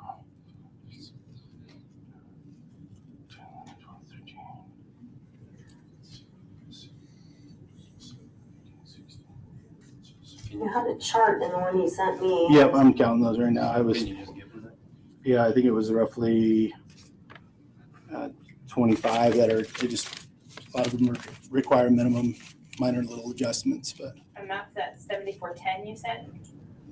7410, yeah. Down to 68. I've got 6786, 6750, excuse me, is the minimum. And there's 2 lots that are small. And then we're going up to 7329 and then 7410 and then up. Staff has not evaluated these for. Correct, yeah, this is just a preliminary ratios or any of those proposed. requirements, so. Based on the existing topography, the existing site This conditions. is just a concept. Correct. My fear is at R3, you are still able to do multifamily in there and put other things. And I think we made a condition that it would only be single family homes, no duplexes, no multifamily. Yeah, we can restrict that through the annexation agreement, Mm-hmm. and we would include that in your recommendation to the council. Which my clients are totally in favor of. So at 7,000, we can adjust. We can adjust our plat to meet the 7,000 square foot requirement. Scott, did you want to provide rebuttal to any of the other comments provided? Just a couple of things. I discussed the $500 per lot. Now that would be paid. Impact fees are paid at the time of building permit to help with city services. The traffic impact analysis, it's a difficult thing to try to find a traffic engineer right now, but we really don't know the full requirements until ITD can really comment on this. So we're really pushing to get comments there. But again, conditions of approval, we fully understand that Highway 53 does traverse through this area, and there are developments adjacent to us. I know that the city is seeking that light to be completed in Meyer and Highway 53 as well, so that also plays a part in it. I think that was designed. That's already in process. Already in the process. That'll change how they view our development as well.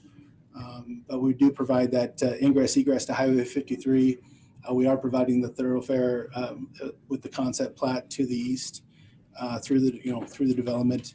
We are making a nice neighborhood. We're not making as I mentioned earlier, a thoroughfare. We're creating a nice neighborhood where people can, the kids can play and enjoy that neighborhood. So I think that it's at least what's proposed. So I'm going to keep you up for a couple minutes because I think Leon wants to provide some comments. He may be able to rebut. So Leon, go ahead. Yeah, can you hear me okay? You can, yes. Yes.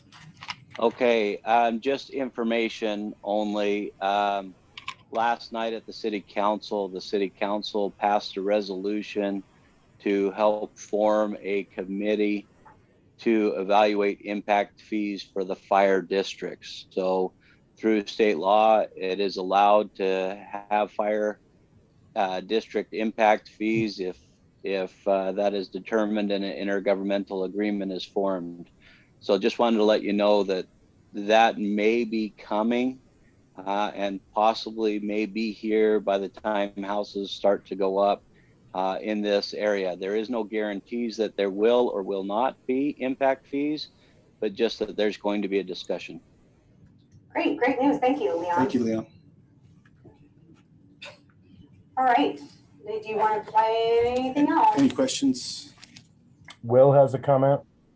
Will has a comment. Will, go ahead. I was just curious from the developer's presentation or rebuttal. It appeared to me that the average lot size would be over 7,200 square feet. I wondered if the applicant could verify that. That'd be correct, yes. That is correct. Yeah, I just think that should be in the record too. Thank you. Thank you. If we bump it up to 7,500 and go to R2S, how many lots would you be losing there? It's tough to determine right now. The design's based on the topography and the existing conditions. I would suspect half a dozen at least. And then we'd have larger lots in there. It might also provide additional constraints. We're not quite sure yet. Thank you.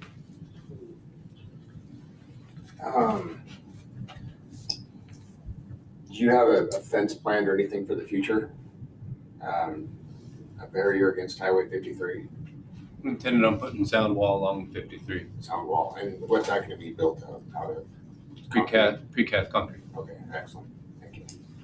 I do wanna, since you brought up fences, I do want to point out that I don't know how many of you, I think two of you might have been here when we discussed the Westwood Pines, and the neighbors there were really, really wanting fencing between the higher density development and the low density development behind. And that fence requirement was included in the annexation agreement with Viking and Lions Westwood Pines. So just Do so you you guys know. have plans for fencing around the rest of the property? Vinyl down the perimeter properties, correct? Down the east side, down the back side? And the north. We'll work, yeah. and east side? So 6 foot vinyl? So you're completely surrounded 3 sides by vinyl and 1 with concrete? Correct. Okay. I'd like that to be a condition of Yeah, the I would. annexation agreement. For sure. Okay. Okay. Any other questions? Last chance for any Concerns? All right. Do you have any questions about the 7,000? John, did you want to allow more on Is it questions? specific to this, or is it just? Yeah, I mean, one of the things everybody has said is that, the fire districts didn't make a comment and they had the ability to comment.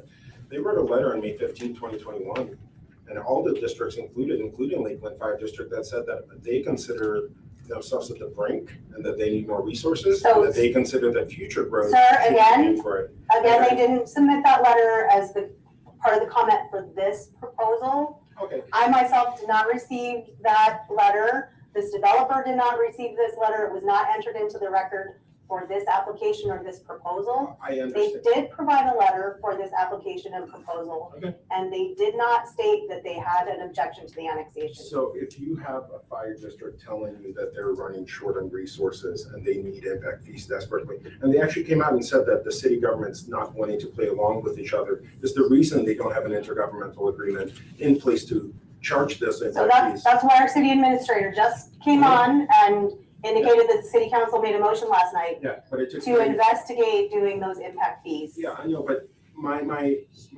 issue with all this is you guys are making it seem. Sir, I don't think your comments are related directly to this proposal. I'm just gonna cut you off now. I'm very sorry, but you have an opportunity to comment. Thank you. Okay, are we good? No more questions? Good. All right, public hearing is closed. And we're taking a 3-minute break to the bathroom and start promptly. Go ahead and, you can go ahead and pause the meeting if you're down there, James. Meyer, And we can use it. Are you a Meyer? My dad's house is before, his farm's on 40. But all my great grandfather, all my grandfather, that was that's on the farm. I know Wall. No wall? Won't be a long line. Different. Oh, okay. So we're trying to get the Singer family. Yeah. Actually, Hills Falls. Yeah, so Two Myers. You're looking in the Yeah. Myers, That just makes it. and they have the same name and they live right in the same farm. Next door. So I want to show you something here. You got a second on screen. So if you go through the impact fees when they were first established, I don't think this one has been updated. It's like one of the minimums on my list to be updating. I've got planning staff at the time to do it. So when they put in those fees, they discussed that they were intended to be in lieu of fees. So Kyle passed ours. Oh, that was the intent. These have Across the way, this impact, this is higher. This, no, this is.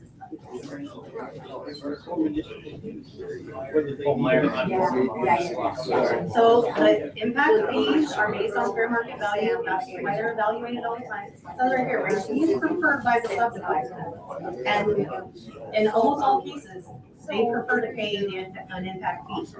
So where the fees preferred by the subdivider, paid in lieu of land. The analysis shall be based upon the fair market value is not a land, otherwise they will require to be donated.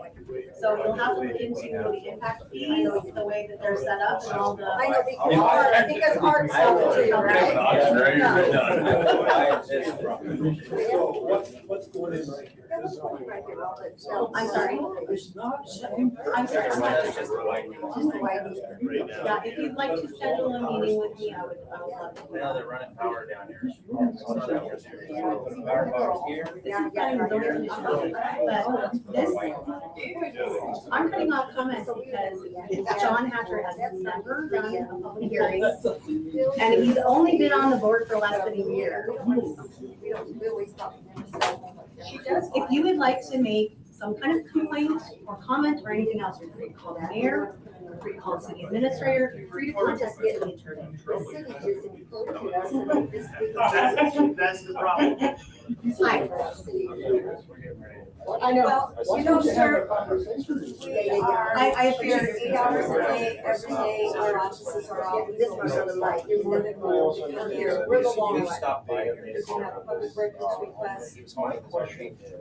Well, no, that's not. My brother's died December 24th. She's trying to say. But his wife's still there, Diana, and that's their son, Chapter. And she's there. Yeah. It's part of the.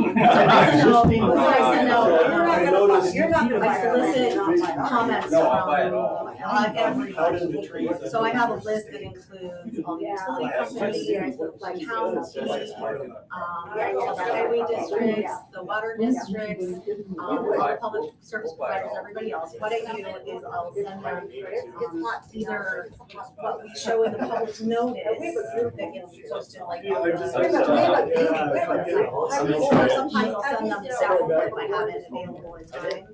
And I'll just say, the city of Rathdrum has received an application for annexation of such and such property and is seeking comment. Please let me know if you have any by such and such date period.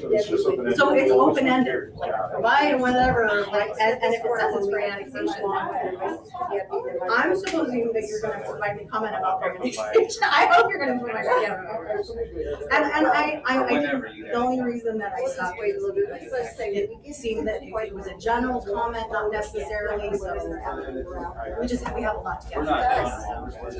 Oh, you're We got. No problem. What we are. I mean, really. We are, that is. That's why these guys are here. Where's everybody eating around? I guess Market, Taco Bell. Yeah,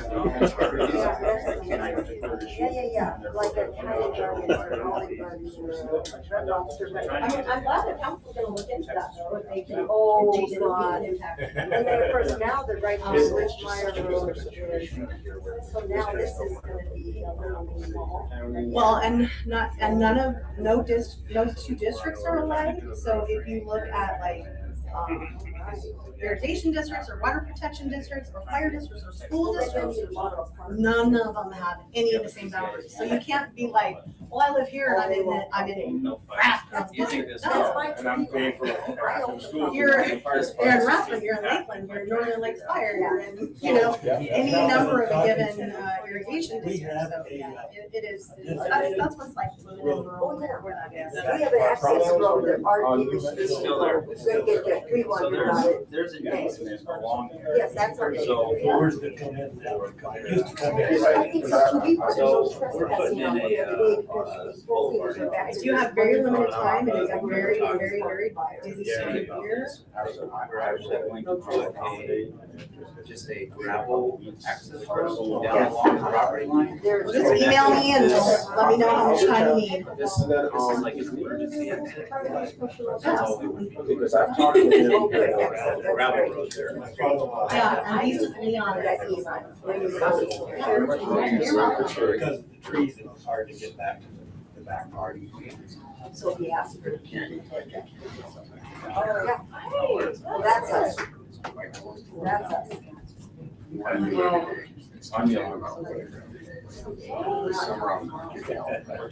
Marilyn Meyer, my maiden name, Marilyn Fisher. Yeah, Diana Meyer. Yeah, suddenly died. Yes, he December. Yes. Then our mother died. Yeah, the family now. But he wants to die in his home. I married my mom. She, and Carlita. Tell me how his dad built that house. They saw it on the vacation. Well, this is Carly Meyer. I'm talking about Thayer's house right here. Okay, this is Thayer's house. Oh, right. Yeah, yeah, she wants to, yeah, Annie wants to. But Carly, that's her. She's got the horses, so. Yeah. Okay. Yeah, great. Yeah, there you go. Thanks to you, Marilyn, at 15 minutes. Oh, sorry. Oh, the break, I'm sorry. Yeah, oh, this definitely needs ice. I need a mini refrigerator. One of those little tiny, like that's big enough for this to fit in it. Pass that around. This is good, no, this is all for me, for just today. I know, right? It's been hard to get down, it's like what?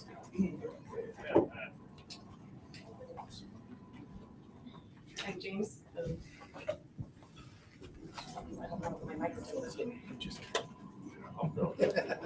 Okay, I think we're heading back here pretty quickly if others would like to regather. James, you can start recording again.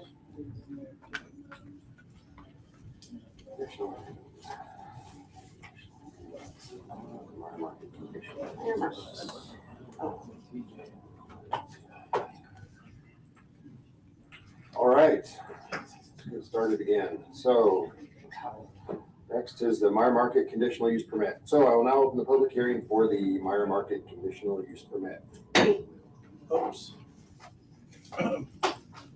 Participating in this hearing are the commission members and staff as stated in the previous hearing.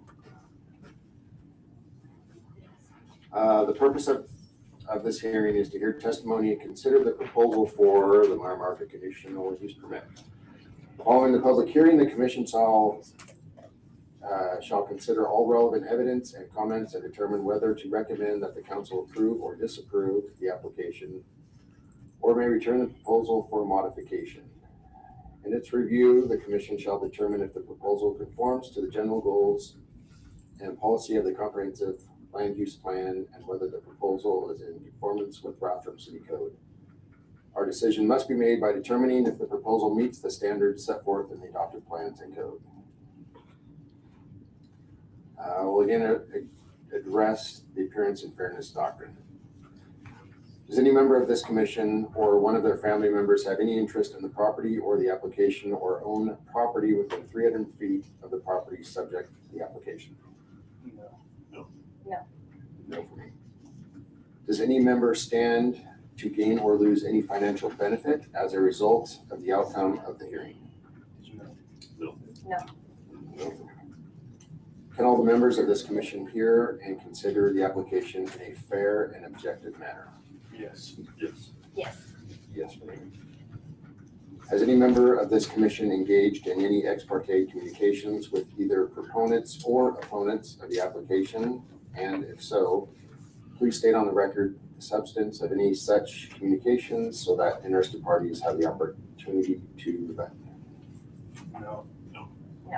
No.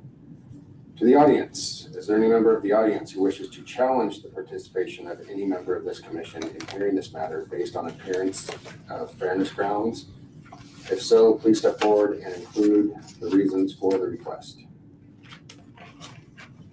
Nobody stepping forward. All right, the ground rules for this hearing and order will be the same as the previous hearing. Luckily, I don't have to read everything again. The applicant will have 15 minutes to provide their presentation, including testimony. Then the staff will give their report. Following this, members of the public will have the opportunity to speak. Does everyone in the audience remember these rules? They're read earlier. Following the public testimony, the applicant will have an opportunity for rebuttal, and the commission members should ensure all of their questions have been answered. After all the public hearings are complete, the commission will have the time to deliberate to try to make a determination on the application. I will now let the applicant provide their testimony. And step forward, state your name and address for the record, and 15 minutes is your goal, sir. Good evening, Chairman, fellow commissioners. Drew Dittman, Lake City Engineering, 126 East Poplar Avenue in the city of Coeur d'Alene. Here tonight to talk about a conditional use permit for the Meyer Market. Go ahead, Carrie. So I was in front of this commission, a couple of, I think there's some new faces, about a year ago, and we brought forward the annexation of this property. It's at the intersection there. You can see of Meyer and Lancaster, the southeast corner. It's about 5.7 acres that was annexed into the city. It was zoned C1 commercial. During that annexation, one of the conditions was the dedication of additional right-of-way at Lancaster and Meyer, which we've done. Totaled about 1.4 acres, so it was a pretty substantial right-of-way donation. Left us about 4.3 acres, which you can see highlighted or hatched there in blue, I guess, if you will, the remaining property. It's got the Brookshire subdivision to the south, residential subdivision, the North Ranch at Corbin Crossing and Prairie Sky subdivisions to the north, and the property to the west is zoned commercial and public. And I've got a map I'll show you a little bit later. Carrie, if you want to go to the next one, thank you. So here is our site plan. So the site plan consists of a gas station / convenience store and a brew pub and a wine bar. So there's kind of three uses. Two of those uses in and of themselves don't require a conditional use permit. They're outright allowed in the commercial zone. So restaurants are an outright allowed use. So the brew pub and the wine bar would not need a conditional use permit. But in the C1 zoning designation, a gas station convenience store does require a conditional use permit. So this is our site plan.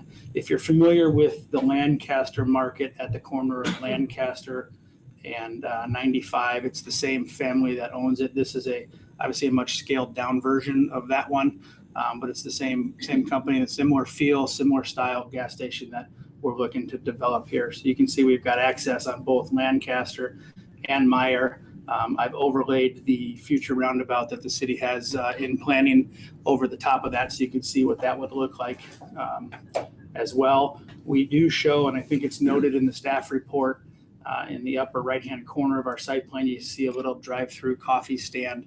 We're kind of reserving that area as a future area that could potentially be a drive-through coffee stand. That would also not require a conditional use permit. It wouldn't be an outright allowed use in the C1 zone.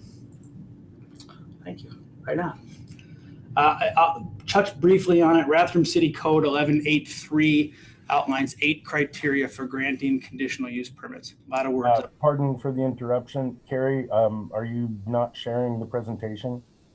I will make sure it's sharing. Hang on here. I'm seeing the agenda. Okay, hang on. Oh boy. Okay. It hates this. Well, we're gonna have to look at it this way and then not, oh, now it's not sharing that one. Hang on. While she's doing that, Sure. real quick, what did you say the company that's putting this in, they have another existing gas station, where was that? It's at Lancaster, so straight, same road, Lancaster, all the way over at Highway 95. It's in Hayden. Thank you. It's called the Lancaster Market, kind of over by Tobler Marina, and there's some new apartments over there. Hayden North subdivision is right there, so. Thank you. Yep.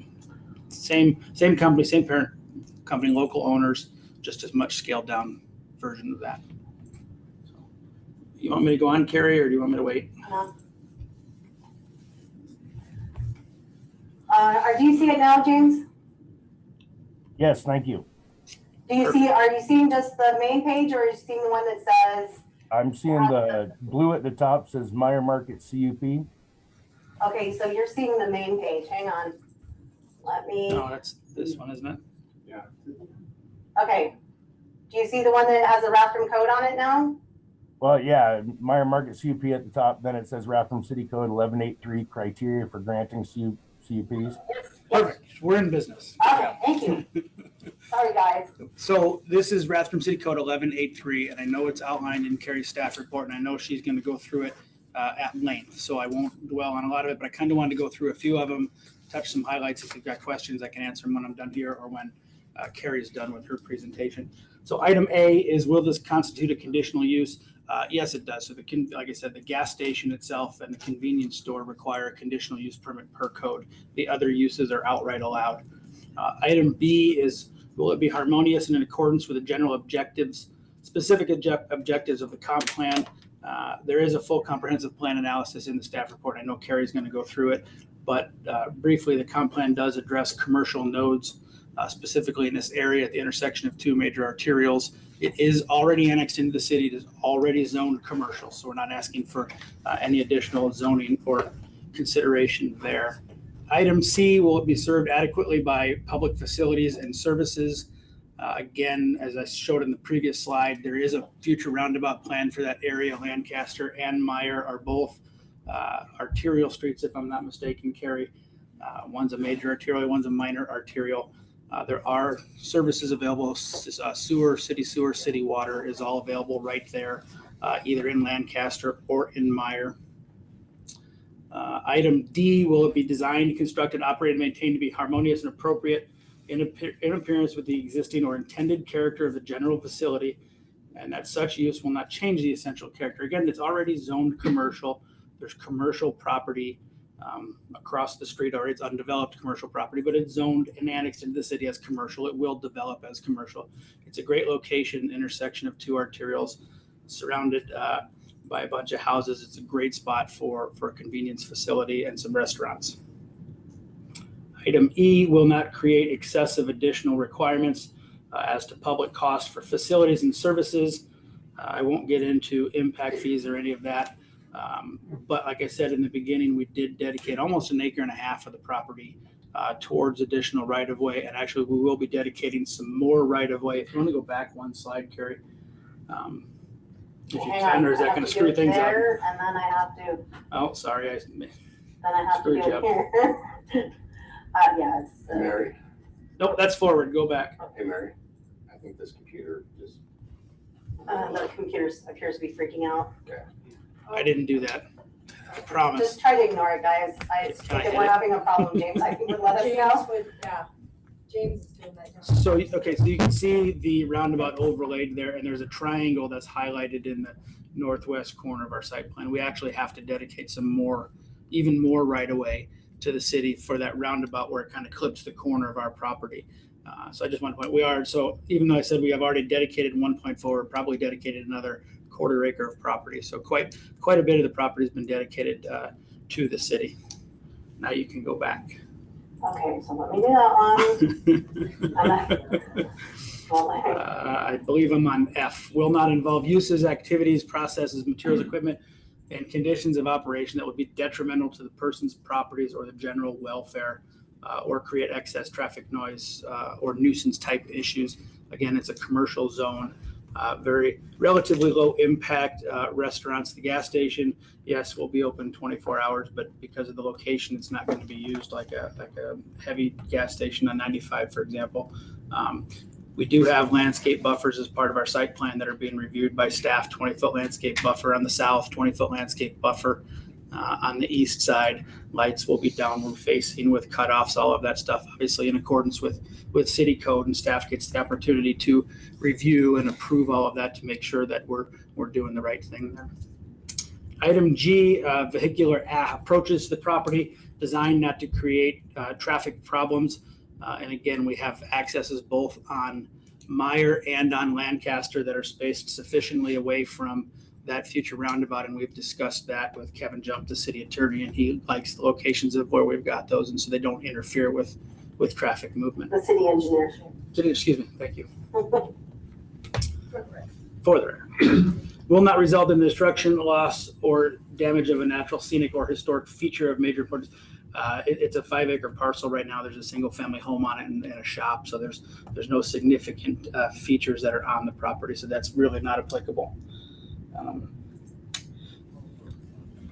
Well, go forward one slide, Carrie. Just wanted to show those. Nope, there should be one more. You had it up earlier. It's got the zoning map. No, oh, sorry. I changed on here now. I have it over here. Sorry. Okay, there we go. So just wanted to point it out. So we are the southeast corner of that intersection. The big red C1 box is this property. You do have C1 and C2 to the west on the southwest corner of the intersection. And then the P would be the school property, the K-Tech facility and the school property. So just wanted to point that out, that it is a little bit of a commercial node already. We're not asking for any changes in that regards. It's already zoned commercial. There are 11, I believe, conditions of approval in the staff report. We've read them. I've reviewed them with my client. We're acceptable to all of those 11 conditions. I will stand for questions now, or if you'd like, I can come back up and rebuttal and answer questions.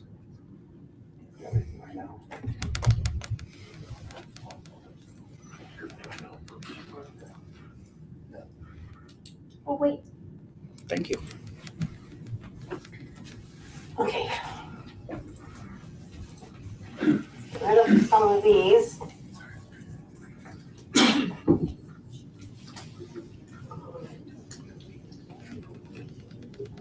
Okay. Are you ready for me, John? Yes, ma'am.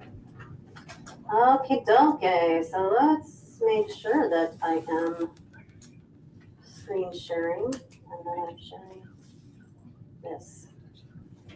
Okay. Yay. So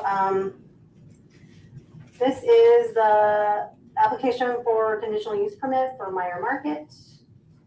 Hopefully it will, there we go. All right. Again, this is the applicant is seeking approval of a conditional use permit, and we call it CUP for short, to allow for building of a convenience store that provides for a gas station refueling and propane sales. It's considered and defined as a service station / convenience store within our code. We'll have attached brew pub and wine bar with indoor and outdoor seating. All of those businesses put into the same building, excuse me, is what our code defines as a shopping center, which also requires CUP. Sorry. On 4.3 acres of their site.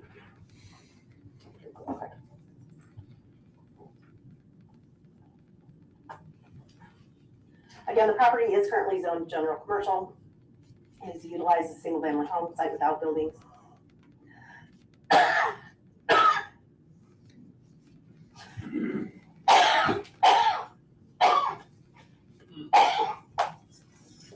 Sorry, folks. Can we take a recess? Yep. Take a few minutes, guys.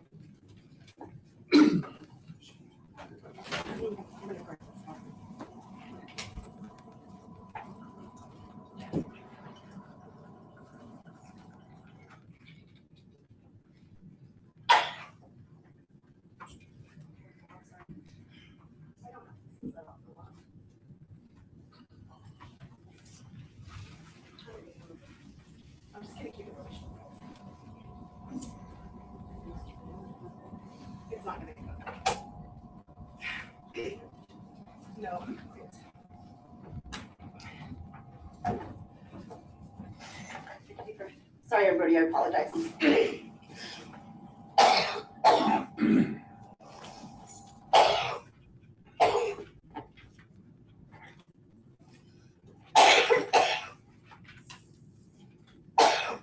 Mary, yeah.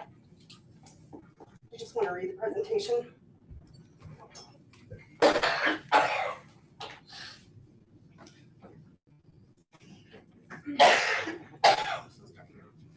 Okay.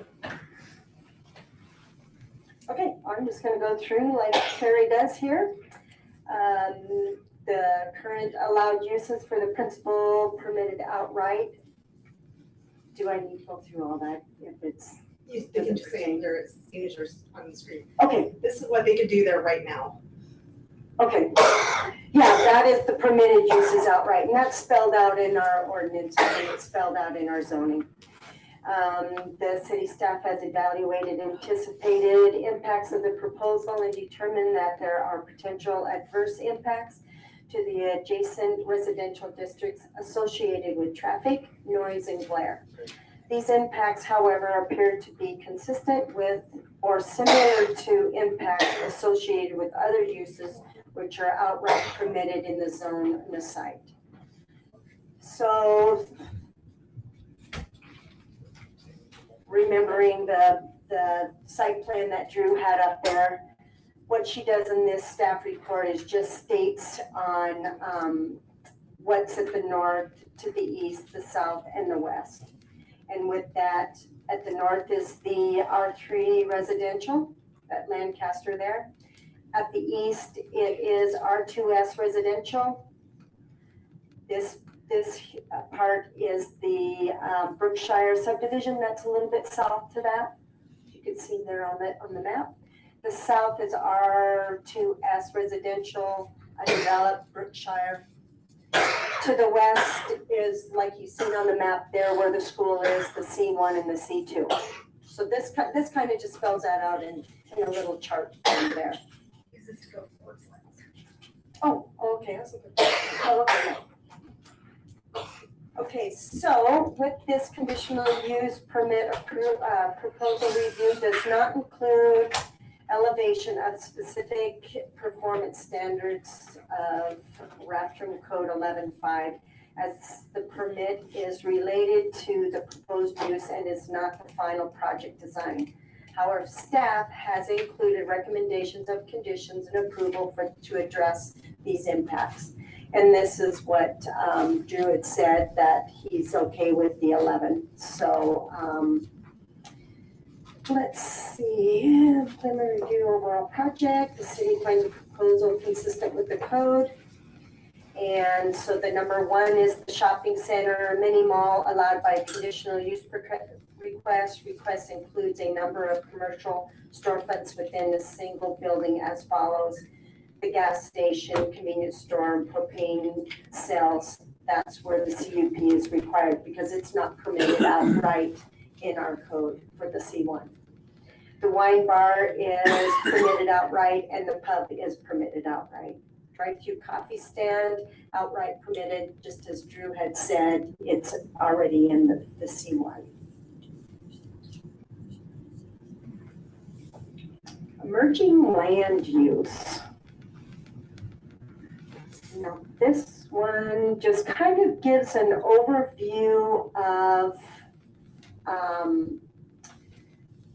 kind of like a future land use map and our zoning map. And it kind of gets where you see there see the arrow where the proposed is, and then where the commercial, and it's a little ways away on 41 though.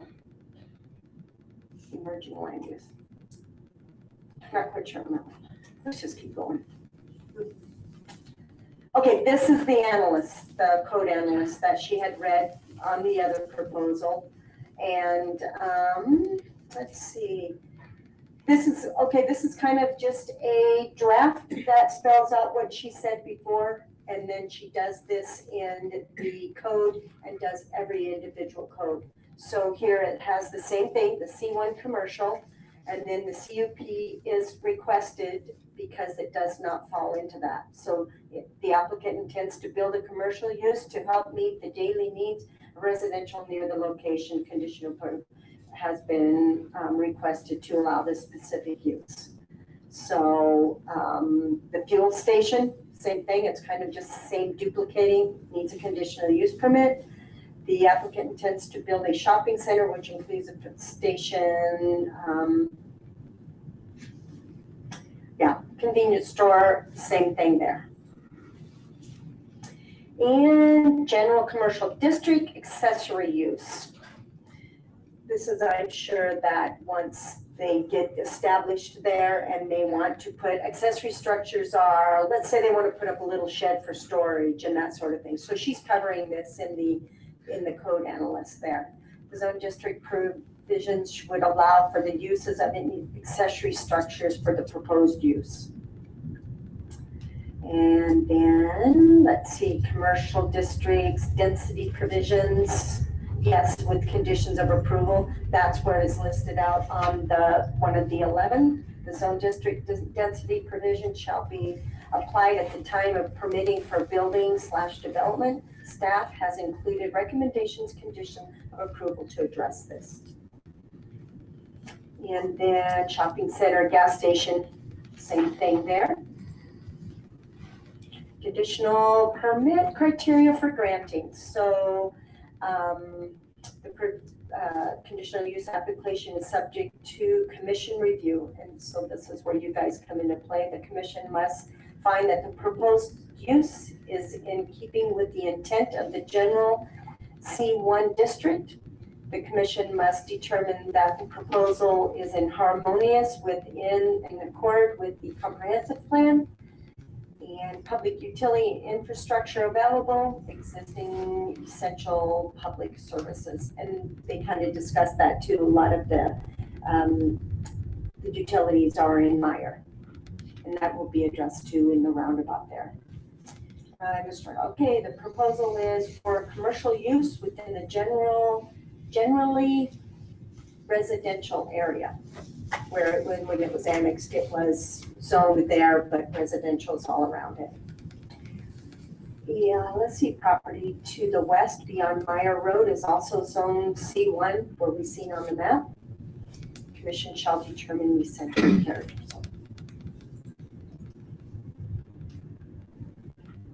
Okay, is this the same? Let me go. Oh, I don't want to mess this up. I'm just going to keep going. I don't want to go and mess up where she's back. So we're still on the criteria. Development impacts are considered at the time of annexation of the property, which was already done years ago. The commission shall determine any detrimental impact and may recommend conditions of approval to address this. Vehicular approach will require compliant with the Bathroom Code 11.5. The design for the roundabout, which is to be installed in the future, will take impact to traffic and surrounding public throughways into consideration. No features of importance have been identified on this property. Okay, so this is kind of like the same thing with the other one. We have recommendations for the staff for the commissioners. So we have one, the owner developer shall obtain a demolition permit and removal for the existing residence, garage, and any other accessory structures that are existing on the property now. And that is done through our building department here at the city. The owner developer shall obtain any permitting and approvals necessary for any outside jurisdictions such as Idaho Department of Water Resources, the DEQ, Panhandle Health for the removal and decommissioning of a well, septic systems, and propane tanks, and shall proceed to remove the required by such jurisdictions. So it's their responsibility for all these other jurisdictions, DEQ, and that sort of thing. The owner developer shall be responsible for obtaining any easement necessary for provisions of sanitary sewer connection, maintaining through Brookshire, such as an easement is recorded prior to issuance of building permits by the city. Donations of water rights shall be completed as required by the annexation agreement prior to submitting any building permits. The owner developer shall execute a development agreement with the city prior to any building permits. And as city staff, we all work together at making sure that all the ducks are in a row before we do any submitting and stuff. So we'll make sure that's all taken care of. Okay, the development shall be subject to requirements of the city code, including all development standards found in 11.5 at the time of the conditional use permit. Accessory uses and structure on the site shall be architecturally, consistent with the design of the other buildings on the site, including the building materials, paint colors and that, just so that it's a kind of harmonious in the site. Lot coverage shall be calculated by measuring the total ground coverage area of all buildings in the site. From the exterior walls to the supporting members for them. So we're doing the primary structure, and that's what I think she's trying to make sure that that's spelled out, along with the breezeways and the walkways. HVAC and other items necessary for operations or attached to the building's businesses are not allowed within any required buffered areas of the property line. So what that means is that we have setbacks, and especially on commercial, they can't put like an AC unit outside that setback area. That's what that means. Owner developers shall comply with the annexation agreement, and all that is already, that's in place.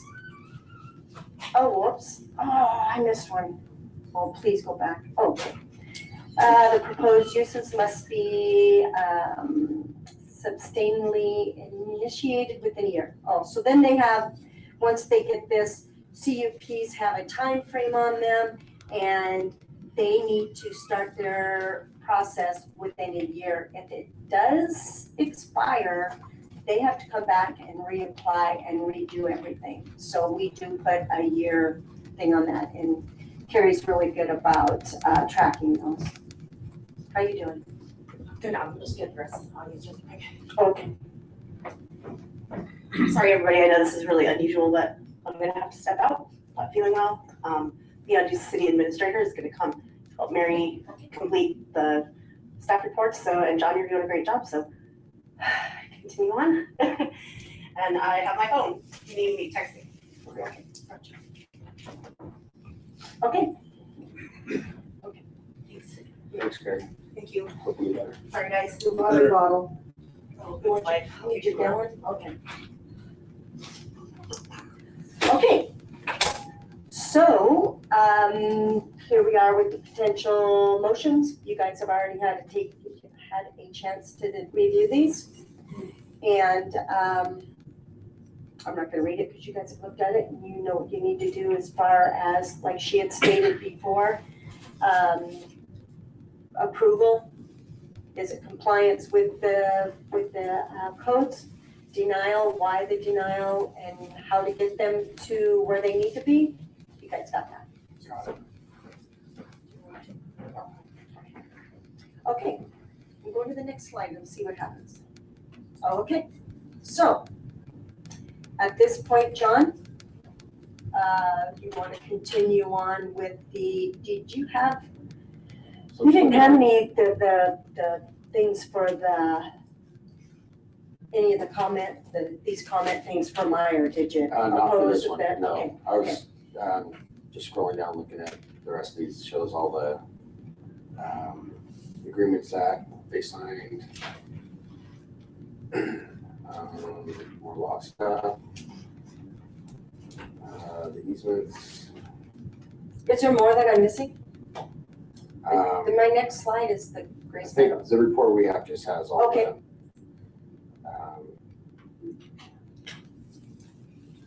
Yeah, because I think she's covered everything as far as everything in the criteria with the conditional use permit.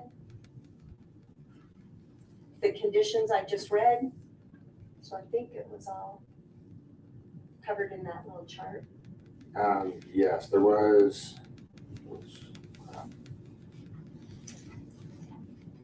some letters from the publicly owned. Do you want us to read those when we get to the please. Okay. So, I'll throw me off a little bit there. So far, do we have any questions? For the applicant and the staff? What? I've got a question. What is a brew pub or a wine bar? Does that just mean a restaurant that can serve alcohol? Is that what that means? Yeah, they're doing like a little wine and pub bar, and they'll have just like minimum snacks. Good evening again, Drew Dittman, Lake City Engineering. So, I can, Drew Dittman, Lake City Engineering. So the brew pub and the wine bar actually sit on the side of the convenience store. They're two separate. You'll have one entrance, you go to the brew pub, wine bar. The brew pub will be open for lunch and dinner, serve a variety of beers, bar, grill type food. The wine bar is going to be exactly that, a wine bar that will have a variety of wines. They may serve some cheese boards or charcuterie or something like that, but it's not going to be a full restaurant type facility. About what was the capacity of those two suites? That's a good question.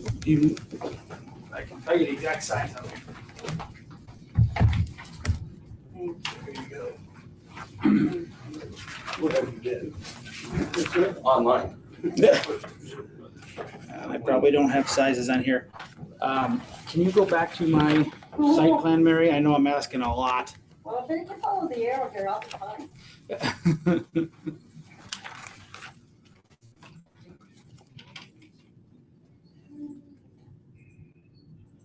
So far, so good.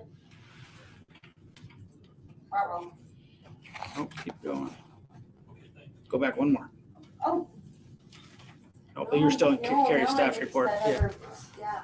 Oh, well, no, okay, it's because Carrie had it in different. Yeah, It's I fine. can't. It's fine. So they're on the side. They're combined. They're about. If I can, yeah. Sorry. Let me get my orientation. So this one's right here. So you can see there's one entrance there. They'll be split. Okay. And we're not quite sure what. Total of it's about 2,000 square feet for both of them is the total. And I don't know if it's going to be 1,000 and 1,000. I'm not the architect, I'm the engineer, but it's about 2,000 square feet total for those two facilities. And it would house about, or expected, just kind of for like traffic impact and things like that. What is this being planned for? As many people for capacity?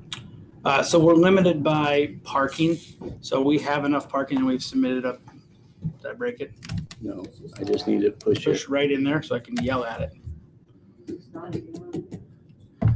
I will speak up. Speak right into that. So we're limited on the site by parking as to the size of those because your parking requirements are based on the size of those uses. And we've submitted that information in our actual site plan, which you folks don't get to review, but staff gets to review that. So all of that is really determined by the amount of parking available on the site. Thank you. Make sense? Yeah, I have a question for you. Earlier, you mentioned that this is going to be a 24-hour facility. The gas station will be 24 hours. The restaurants, bars will not. I didn't see that anywhere in the information that you submitted for the CUP, and I don't recall seeing it on the city's information either. The other question I have for you is in your assessment, talking about zoning classification in the comprehensive plan, you discussed the subdivision directly to the north, but you don't mention anything about the subdivision to the northwest across the proposed traffic circle. My big concern here is, and I don't know if this is the right time or not, but having a 24-hour service station with residential areas immediately across the road. So I can answer it this way. Obviously, the restaurants won't be open 24 hours. They'll have limited normal business hours. The convenience store itself won't be open 24 hours. It's a card lock fuel station, no different than any other gas station in town where you can go get fuel. Given the location, I don't see a very high intense use late hours during the evening hours. I haven't discussed this with my client on their feeling on whether or not they'd be willing to limited hours of operation. But I wouldn't anticipate a lot of excessive traffic during normal, outside of normal business hours. So you're saying because of the the location. convenience store itself will be shut down at approximately what time? I would assume 10, 11 o'clock at night, normal operating hours. All right, thank you. And you mentioned that the lighting. Yeah, so staff gets a chance to review the lighting. We've submitted a lighting plan with our architectural plans. Lighting will be downward facing. It has to have cutoffs. All of that is in your code already, so staff gets the chance to review that. We do have a 20-foot landscape buffer on the south and the west. There'll also be fencing there in the south and the west to block that from that residential subdivision. Another important thing too is it is adjacent to that roundabout. That roundabout is probably going to put out more light than this gas station will, because that roundabout will be a lighted intersection. Sure, I get that the light was only one aspect of it. I was thinking it would be additional noise in a residential area, so. Is this going to take the entire 4.3 acres? No, it doesn't. So there's a remainder portion of the property on the east side that they don't have any plans to do anything with, any future development on that property, whether it's commercial or residential, whatever it will be, we'll have to come back through staff. If it doesn't meet the zoning criteria, I'll come before you guys again to discuss what the plans are. Correct, that's that area there, yep. So it's just going to be landscaped, or how is that going to be? Yeah, like I said, the landscape buffer actually is the extent of the gas station. So the property beyond that will be beyond that landscape buffer. So just maintained until. Correct. These 4 fuel tanks going into, is that the right of way that they're? No, it's all on private property. Those are underground storage tanks regulated by DEQ and Panhandle Health. We've met with those folks actually right here in this chamber about a month ago. They review all of that for every gas station that goes in. So.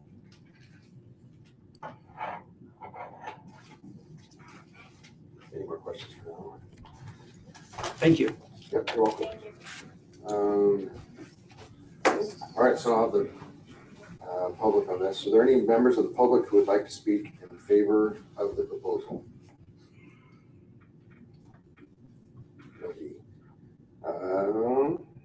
Any who would like to speak in neutral of? Sir? Step up. Yes, sir. Please state your name and address. Hello, my name is Elliot Lapidus. I live at 6467 West Rambo, Rathdrum, Idaho 83858. And you can find my house by looking across the street from that location. And by the way, I left my headband at home, so you have to wear headband on our street. It's Rambo Street. So. Yeah. So, I have questions about this. Now, my first question is, there's a lot of talk about a high school adjacent to it there. Matter of fact, adjacent to the proposed C1 and C2 commercial properties there. Is that still a plan? I can answer that. It is the land that's reserved for a high school, but there has not been a bond passed for that high school yet. But yes, that is, there is a buffer zone between this property and the high school property with those other commercial properties in between. Okay, and follow up to that is, what do you anticipate are going to be the structures on those two properties? That's up for the property owners to decide. They have not submitted anything, and it's been zoned commercial for over 10 years, and there hasn't been anything placed there. Okay, well, a bit of background. I'm retired, but I'm a safety engineer, okay? And I'm concerned about traffic. And what I see, if a high school does go in that location eventually, you're going to have a lot of pedestrian traffic going to the convenience store, a ton. Not only that, you're going to have these kids. I don't know if your kids are like my kids, but I can tell you when they're 16 years old and they got a 2,000-pound missile, they're going to drive that thing around that roundabout like they mean it, and I think we can see it's a safe assumption to say that there's going to be some of that. Also, you have the colleges to the west, and a lot of those kids are high school kids too, who will be walking there. And I think that's also a fair assumption. I'm the guy that's responsible for the 2 stop signs you had put in a while back, and I haven't seen an accident since. But the traffic's increasing logarithmically, with the addition of the new developments. This gas station is going to invite more traffic, and I'm concerned that I'm concerned that a roundabout might not make it. It's roundabouts are effective, but I don't know if they're effective in a school zone or a commercial zone like that, where there could be that kind of traffic, a lot of traffic. And I'm all in favor of a brew pub and a wine bar, but so is every kid in that high school, right? And the college over there, they're pretty happy about that. And it's great for me because I can just stumble across the street and stumble home. So I'm in favor of that one. That's an in favor comment. Don't even have to drive. It's great.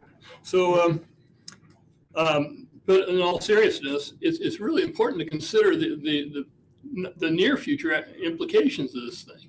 Is that what we want? I know that Lakeland, not Lakeland High School, but the high school in Ramsey. I'm having one of my moments here. Lake City High School. Lake City High School. Okay, that one's got a gas station across the street. It has an apartment complex right there, but they have a light. And there's more control. The traffic has to stop at some point. And, maybe that would be a better alternative for that intersection. Maybe I'm wrong, but in my experience, I've seen a lot of accidents, and in my professional experience. And I got to tell you that I don't want to sit out there and watch them like I did before the stop signs were out. Right? I actually sat in my front lawn and watched the accidents happen. So, I also took some data and I presented it maybe to some of you guys. I don't know, maybe I might have presented it to one of you, but that's after that, a month later, there's stop signs there. So I appreciate that. I appreciate the response. But I think it's important to understand that there's going to be a variety of people here, and I understand we need the high school and we need these subdivisions, and the growth is dynamic. And I just hope that you use the wisdom that you got to make sure that these considerations are part of the plan. Thank you, Elder. Mm-hmm. Any more neutral? Opposed? Any comments opposed? All right. John, do you have letters to read into the record? They were online, and it was an email. Now I gotta play Carrie and stumble through this.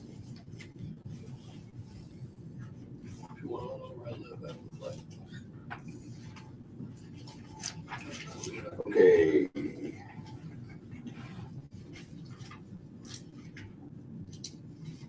This is from Heather Janke, 6200 West Airborne Ave in Rafter, Idaho. To whom it may concern, I am writing to express my greatest displeasure at learning of a possible convenience store, etc., being built within 300 feet of my house. And I have to zoom this in. Awesome. I love living out where we do. Is because it is open and rural. We purchased our home last summer, knowing the grassland around us would eventually be developed into neighborhoods, or so we thought. Finding out this week that we could potentially live next to the bright lights, the noise, and the commerce a convenience store brings makes me very sad and frustrated. As someone who grew up in Post Falls, it is difficult for me to watch the prairie being torn up, and in this case for a gas station. I protest the petition. I would sell my house, but where would we go? What could we possibly afford or find for that matter? If we did decide to sell our property value will be affected negatively. Most of all, this is just one more very visible reminder that North Idaho is changing. The neon glow from the gas station signs will be my reminder of that fact every night if this thing is allowed. And that is it. Do you have anything?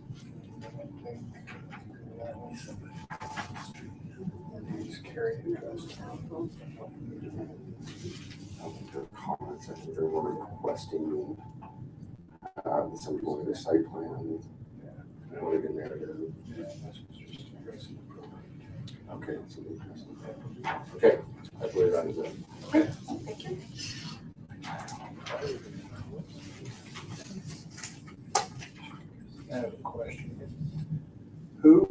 going to be responsible for the roundabout? Let's start with a rebuttal and then I can handle some of those questions. If there isn't. Thank you. Drew Dittman, Lake City Engineering again. I do have some answers for you. Wonderful invention called the cell phone, and I was able to text my client. First and foremost, hours of operation, fuel pumps will be shut down at 10 o'clock at night. They're willing to do that. Restaurants, normal operating business hours, I don't know what those will be, but I would assume it would be 9 or 10 o'clock at night. Those would shut down as well. Answer some of the questions and concerns that were brought up. The roundabout, let's back up. The roundabout has been anticipated and intended to go there for a number of years. Correct me if I'm wrong, Leon. That's correct. Regardless of what went in here. As a matter of fact, the roundabout's been planned to go in before I brought this annexation to you folks a year and a half ago. I know that because the city's contracted with my engineering company to design it. So the roundabout is independent of what goes in at this location. The roundabout is intended to handle traffic from two arterials, a major arterial and a minor arterial. They're the highest street classifications that Rathdrum has outside of Highway 41 or 53 is an arterial. So Lancaster is going to be a 5-lane road. It's in the city's transportation master plan. Meyer is going to be a 3-lane road. We know that regardless of what goes in here. The roundabout is designed to handle that. Pedestrian access from the schools, that's a good point. It's a good concern. Lancaster is going to have pedestrian trails on both sides of it. The roundabout, and I know this again because we're designing the roundabout, is going to have pedestrian crossings that are safe. They're actually removed from the roundabout itself, and they will have pedestrian crossings that will provide access east, west, and north and south. Excuse me. Excuse me? Will those be lighted? That's a good question. I'd have to defer to your city engineer on that, whether or not those are going to, you may know that, Leon, I don't. Right now, we have been putting in plans to add more of those traffic lights that you see on Highway 41 and 53. So we're expanding those a little bit at a time. Not part of this, but there is a plan to put in a traffic light for pedestrians at the Majestic crossing of Meyer Road. But until this is designed, built, and so forth like that, we won't know for sure on what the needs are. It may not be needed at the current time because there isn't a high school present, but as those things change, then we can add those on. Is that something you could design conduit underground? Oh, obviously we will. That'll all be part of the design. I could foresee some of the blinking yellow. You push the button, the blinking yellow crosswalk goes on. I could foresee some of those in the future. Like Leon said, probably not now because the traffic volume is not going to warrant it. The high school's not there, but there'll definitely be provisions in the roundabout designed for that, for sure. Regardless of what goes in at this location. Another thing I wanted to point out is yes, it seems like it's an intense use. It is an allowed use in the C1 with the conditional use permit. It's important to remember too that there is C2 property zone directly across the street. C2 is your more intense commercial zone. So this is a commercial hub, if you will. It's been designed that way. It's been planned that way per your comp plan and per your zoning maps.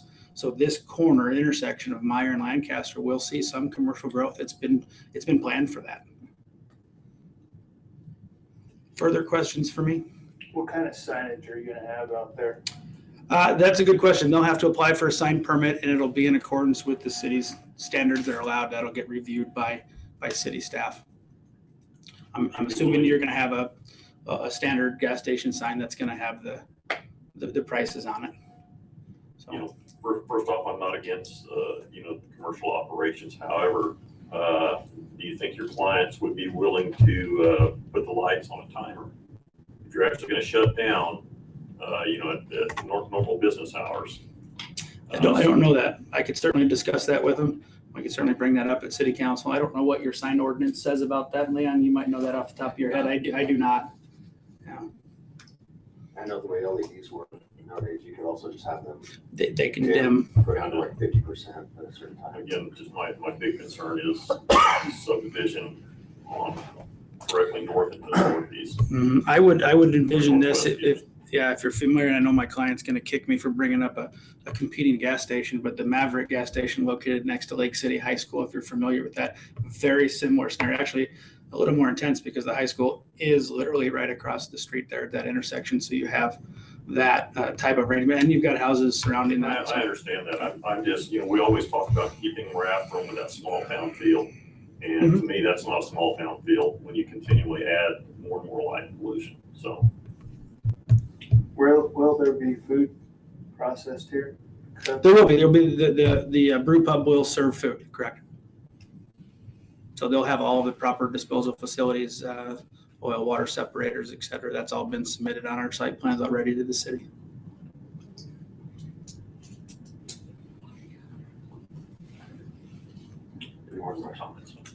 Thank you, guys. I appreciate it. So I guess our final chance. Any questions on anything for Leon? Okay, close this public hearing. Done.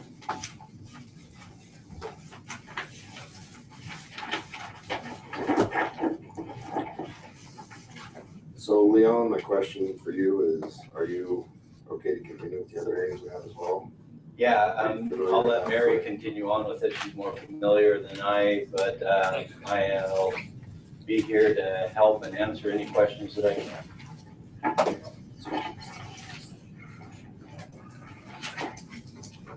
All right, so I'll now open the public hearing for the Grace Meadows zone change application.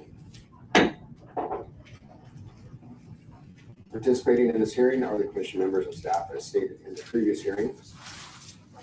The purpose of this hearing is to hear testimony and consider the proposal for the Grace Meadows zone change. Following the public hearing, the commission shall consider all relevant evidence and comments and determine whether to recommend that the council approve or disapprove the application or may return the proposal for modification. In its review, the commission shall determine if the proposal conforms to the general goals and policies of the comprehensive land use plan and whether the proposal is in conformance with Rathrum City Code. Our decision must be made by determining if the proposal meets the standards set forth in the adopted plans and code. Appearance of fairness. So we're going to address the appearance of fairness doctrine. Does any member of this commission or one of their family members have any interest in the property or the application or own property within 300 feet of the property subject to the application? No. No. Does any member stand to gain or lose any financial benefit as a result of the outcome of this hearing? No. No. No. No for me. Can all of the members of this commission hear and consider the application in a fair and objective manner? Yes. Yes. Yes. And yes for me.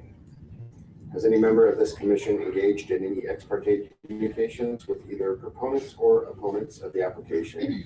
And if so, please state on the record the substance of any such communications so that interested parties may have the opportunity to rebut. No. No. No. No for me. To the audience, is there any member of the audience who wishes to challenge the participation of any member of this commission in hearing this matter based on appearance fairness grounds? So please step forward and include the reasons for the request. Nobody's looking for it.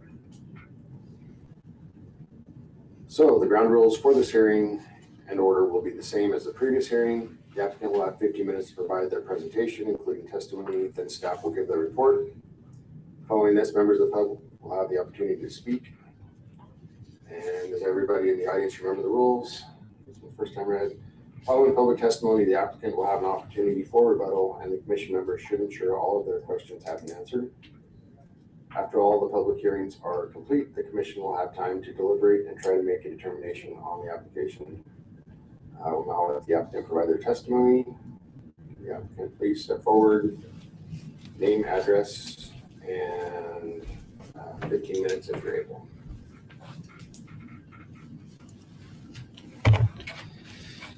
Okay, Robert Tate Engineering, 417 East Indiana, Coeur d'Alene, Idaho, 83814. My outline basically follows the outline of your staff report, so if you want to follow along with me, maybe we can help Mary out and not have to go over so much. This application is for a future land use map amendment to an existing light industrial parcel. And we're proposing an R2S zone, which is consistent with the properties to the south and to the west of this. There is existing light industrial use directly to the east and property zone light industrial to the north. The uses to the east of the property are the North Kootenai Water District, which is pretty innocuous. It doesn't really demand much use there. You have people coming and going during business hours and maybe an emergency service, and then a storage unit facility on the northeast corner. So we're looking to do an R2S zone in that area. For information purposes for the audience, we're looking at the corner of Thayer and Nagel, 10-acre piece, looking to do 33 lots in that, ranging from 7,800 square feet to 18,000 square feet. A mix of different lot sizes within that zone, just to provide some diversity. I want to fast forward you to sheet 4 of your staff report, and about a third of the way down the page, we are just ahead of your comprehensive plan update. Your comprehensive plan update is has identified this property, and along with some other properties that are zoned industrial, to change their future land use plan to this residential use. So we're, like I said, 6 months to a year ahead of your comprehensive plan, that you're already planning to do that with this property. So and that bodes well to our application, I suppose. So with that kept in mind, we meet the goals of your comprehensive plan, and we can go down through these specifically. If you notice through the staff report, you'll see most of these items say yes, that we meet these different things. And some of the things to be determined are just your normal everyday course of business that we'd have to do. But I want to draw particular attention to sheet 10 of your staff report and item 2B, land use goal 1 policy. And it says here, this item is unknown, but if you apply land use regulations in a manner respecting overall property values while addressing other specified community values, I think this question actually goes back to the item on page 4, where you're already in the planning process to make this change. And same with the one below that, where it says unknown. Your process is actually going to do that, revised zoning district standards and criteria to promote appropriate development and type of character as set forth in the comprehensive plan. One of the issues that has come up when you look at the existing zoning, it's really incompatible with the adjacent uses, especially to the south and the east, which are already zoned R2S. And so we're pretty much carrying that forward. One of the issues that came up with your existing zoning and the size of the parcel, it does not allow for adequate buffers to really truly utilize an industrial zone adjacent to a residential area. It's really incompatible with the current zoning, and that's why I think you're looking at it through your comprehensive plan to make that change. Also, your existing zoning, the light industrial, conflicts with your transportation planning for that area. Your light industrial zone wants you to site these areas next to your arterials. Thayer and Nagel are local roads, and that's defined in your staff report. And those roads are not set up for heavy-duty truck traffic, which an industrial zone supports. And so by changing the zoning and go to residential use, it's more in line with your current transportation plan. And that we just want to bring that up. Also, one of the specific issues currently with that zone is noise, odor, and smoke that could be generated without any conditional use in an industrial zone we want to change that to you just smell your neighbor's barbecue. So in our comments, and this was brought up specifically earlier today with the school district and the potential for impact fees with the school district. In discussions with our client tonight, we would encourage ourselves, or would encourage a condition to allow us to include in our CC&Rs, which would be recorded with the final plat, that we would negotiate an equivalent impact fee is what everyone else is paying. It was mentioned tonight, $500 a lot. We're certainly not opposed to that, but we would enter in those negotiations and add that to our CC&Rs that get included in our final plat, and that's how you collect that money. So it would be on a lot sale similar to that. That's how that's the mechanism that they would probably use to collect that impact fee. It'd be in the CC&Rs and recorded with the plat.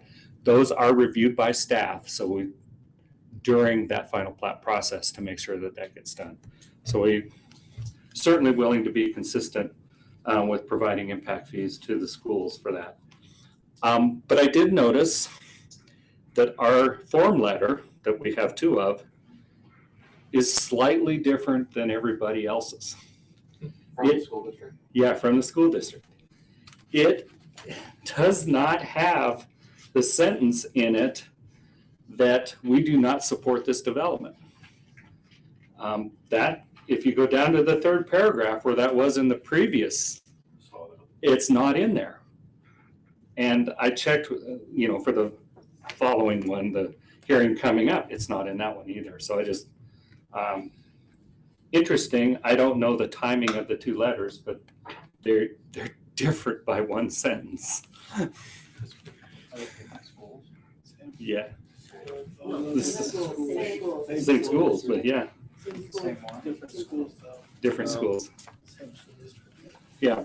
So, our letter does not have we are opposed. It has concerns.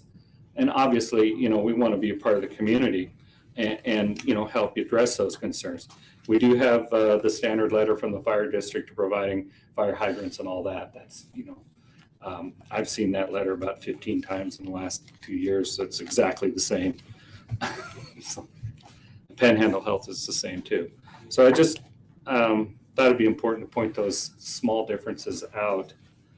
And, I know it's getting late at night. If you have any specific questions, I'd certainly be able to answer them. We could drone on and on for too long. Thank you.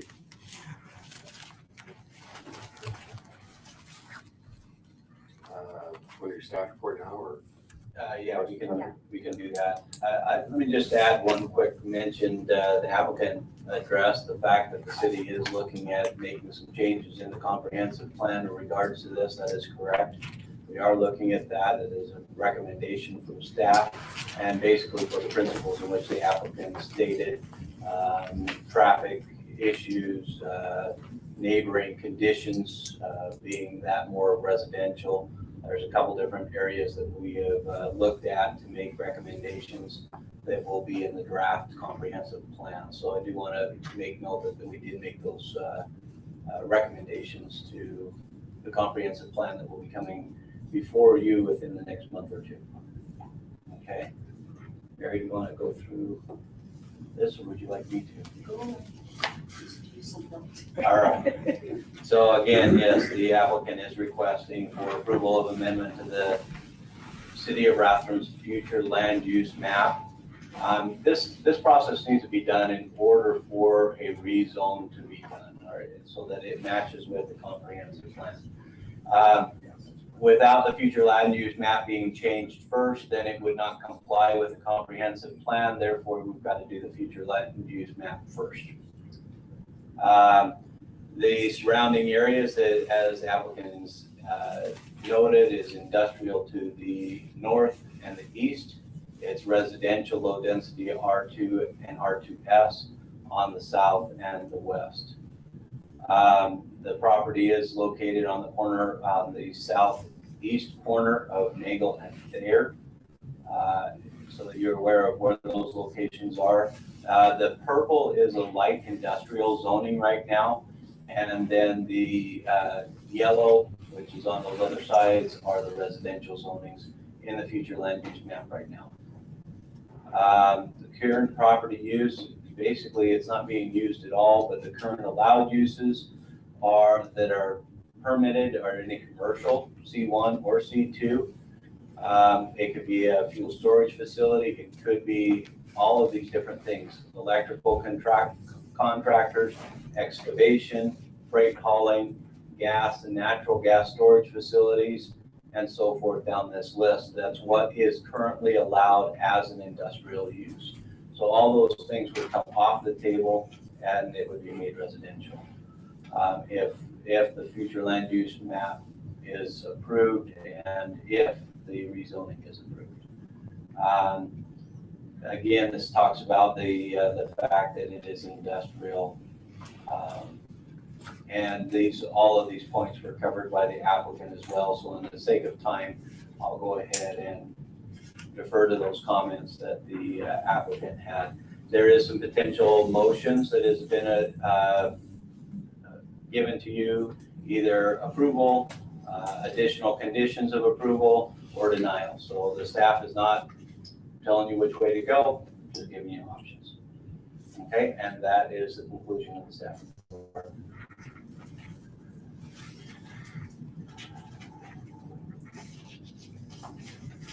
All right, do we have any questions for him before we get to public? No. So, to the public, give you a chance to speak. Is there anybody in favor of that would like to speak? Any neutral? Any opposed? I submitted a letter. Oh, thank you. I'm sorry.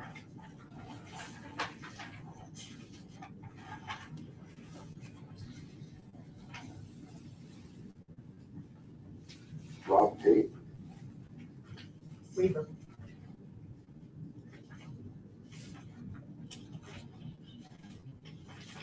Did you submit it online?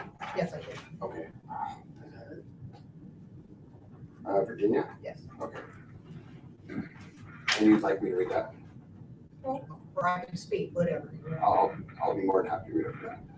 Robert and Virginia Weaver, 6545 West Bentgrass Lane in Rathdrum, want to go on record as opposing the change in zoning from industrial to R2S residential low density.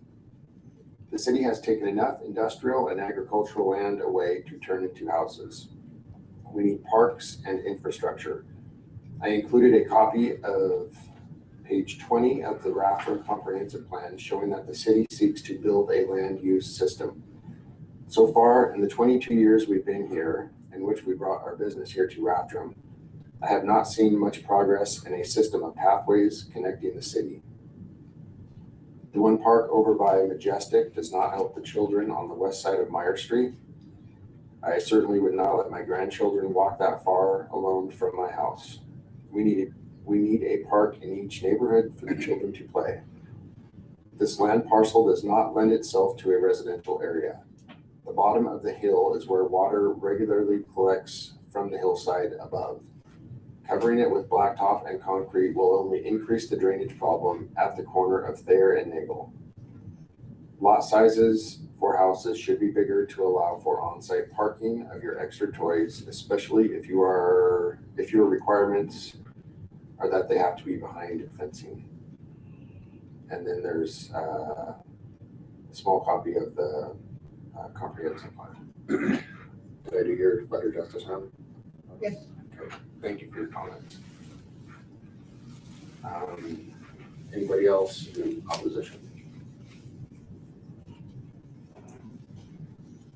Nobody else? I have a question for your water pooling at that location.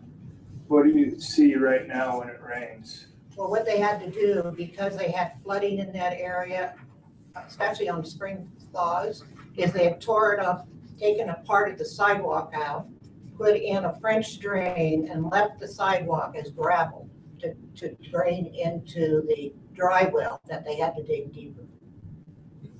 That corner 20 years ago was a swamp, and it got filled in when they built the roads in that area. But So you're not talking there- about the corner right on Right the at the intersection? bottom of the hill, yeah. Okay. That's a hill. That whole thing is a hill. My property is right at the back corner of it. And so all the whole property goes downward. And I'm curious, what they did at the storage unit was they dug out the hill and they put in rock. I'd like to know what the proposal is for my backyard, what's gonna happen from that hill down. We'll make sure to ask them. Any other public comments? More questions for? All right, we'll close the public comment section and, yeah, back to you, sir. So since that was the last question on the table, what are your plans for the drainage? Well, right now, again, Rob Tate, 417 East Indiana Coeur d'Alene. Right now, when we did our initial topo survey, and this is actually in our preliminary plat application, so we'll skip ahead a little bit. It appears that the city has added 2 dry wells to that corner. Probably one was there existing and they've added another one. And we have to actually redo the sidewalk in that area as part of our development. And we'll probably go in and dig some test holes just to make sure that we can get proper drainage and infiltration through this area. I kind of think that during the course of this construction, part of the swales were compacted, which does not allow for the proper drainage. So we might have to dig those up and scarify them. Typically in Rathdrum, stormwater disappears really fast. That's what I think happened. There were a lot of utilities put in along that street on the south side and along there. And typically when they put those utilities in, they recompact those trenches, which would not allow water to properly drain. So we'll probably have to go in and scarify those, and we can easily do the infiltration tests where we see how much water they actually take. Those are really staff issues that we would work with Kevin when we develop the site, and preliminary plat issues, but certainly willing to do that. We are providing sidewalks through the thing. Subdivision for that community plan, by changing the use to residential, I don't know if it can, that's a lot of analysis, whether that's a safer mode of people using the sidewalks rather than having an industrial use in the area. Those are semantics. I feel it would be safer. Well, I don't have, my kids are old now, but if I had grandkids, I would want a neighborhood next to me rather than a industrial facility. That's just my personal opinion. Probably doesn't necessarily mean anything. We are participating in all of this when the lots sell, just like everyone else, and all of the city impact fees for parks, for streets, for stormwater, for the water and wastewater facilities.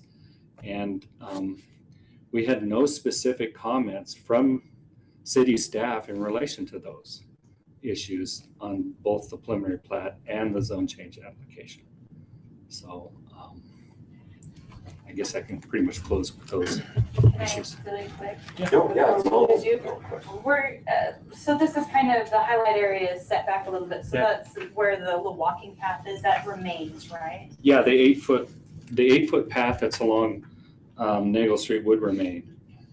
There's parts of that would get reconstructed because we'll take out the existing approaches and put new ones in. So, and those would have to meet the ADA compliance and all of those. We can go over that more in the preliminary plat, which is next. Yeah. So. Any other questions? How big would a park had to have been? Had to put one in at the 0.01 acre? It would be one of these lots. Yeah, or a smaller slot. with eco. And the city handles that? 0.0. We do that through the impact fees now, that way that we can purchase bigger pieces of lots. Like at this subdivision, if that were to be done, you'd get a tiny lot. We collect that money and then we are able to do that. We're currently working on, just as a side note, we're currently working on 2 possible new parks. One was donated in an annexation. Another one, we're working with developers on Lancaster Road, west of Greensferry, or west of Highway 41, between Greensferry and Highway 41. And we're also working with a landowner to get some others, but that site's not yet to be disclosed. Anything else? I have a question for Virginia back there. Virginia, I have a question for you. If the subdivision were to go and be put in place and everything's made up to code to where you're not going to have flooding problems or anything like that, would you rather have a subdivision behind you where you have another house backing up to you, or would you rather have something like, you know, a welding shop that's going to be grinding all day? Or You must understand that my business is a welding shop. Okay. But I am not opposed to a welding shop. I would be opposed to a 24-hour stamp plant. Okay. I don't think a stamp plant is in light industrial. No, but maybe a trucking operation or something like that. I mean, a fuel yeah, I would rather have industrial than I would more houses. Okay, thank you. I have a quick question for you. Do you plan on any fencing along Nagel on the north side of the development between the path and the property? We haven't specifically planned for that yet. Currently, there is a fence along the south and on the, because the individuals have fenced along that. And along the east, there is partial fence along that. We would probably fence the part of the North Kootenai Water District yard that you can see. I don't believe we would fence Nagel or there. Because I think the sewer's going through Yeah. part of that, so you'd be having a sewer easement with a fence, so to get public access there. Would you consider a fence? I mean, if you we go to could. Nagel, I mean, it's fenced all the way past to the property lines of the lake. No reason just we on the wouldn't other consider side. it. Yeah, we would consider a fence on Nagel. John, since this is not an annexation, this is a zoning change, we cannot make a requirement even in the conditions for a fencing, because that's not according to city code. Okay. That would come up in the next hearing. Yeah. Like in 42 seconds. Even with the preliminary plat, because our code does not require it now. Residential property owners may want to have their yard fenced, and they can do that. Sure. But our city code does not require it. At an annexation, we can request those additional requirements, but at a zone change, we cannot. Got it. Okay. We have to comply with our city code.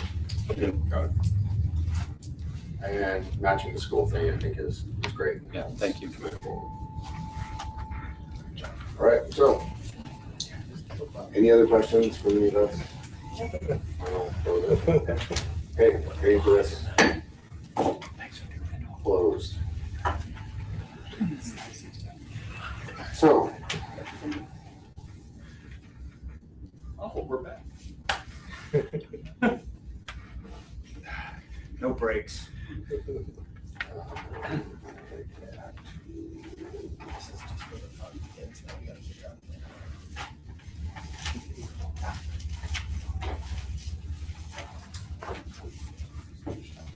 Okay, sorry guys, I read this again. I'll now open the public hearing for the Grace Meadows subdivision.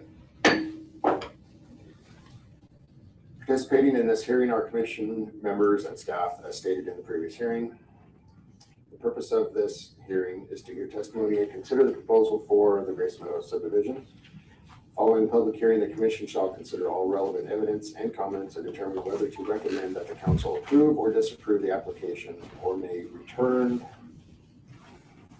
the proposal for modifications. In its review, the commission shall determine if the proposal conforms to the general goals and policies of the comprehensive land use plan and whether the proposal is in conformance with draft from city code. Our decision must be made by determining if the proposal meets the standards set forth in the adopted plans and code. Appearance and fairness doctrine. Does any member of this commission or one of their family members have any interest in the property or the application or own property within 300 feet of the property subject to the application? No. No. No for me. Does any member stand to gain or lose any financial benefit as a result of the outcome of the hearing? No. No. Can all the members of this commission hear and consider the application in a fair and objective manner? Yes. Yes. Yes. Yes for me. Has any member of this commission engaged in any ex parte communications with either proponents or opponents of the application? And if so, please state on the record the substance of any such communications so that the interested parties have the opportunity to rebut. No. No. No for me. To the audience, is there any member of the audience who wishes to challenge the participation of any member of this commission in hearing this matter based on appearance of fairness grounds? If so, please step forward and include the reason for the request. Nobody stepping forward. The ground rules for this hearing and order will be the same as the previous hearings. Applicant will have 15 minutes to provide the presentation, including testimony. Then the staff will give their report. Following this, members of the public will have the opportunity to speak. Does everyone in the audience remember these rules? Awesome. Following public testimony, the applicant will have the opportunity for rebuttal, and the commission members should ensure all their questions have been answered. After all of the public hearings are complete, the commission will have time to deliberate and try to make a determination on the application. So right before you give your testimony, can we take a 3-minute break? I know it's late, I'm sorry guys, but I need to fill my water cup. Okay.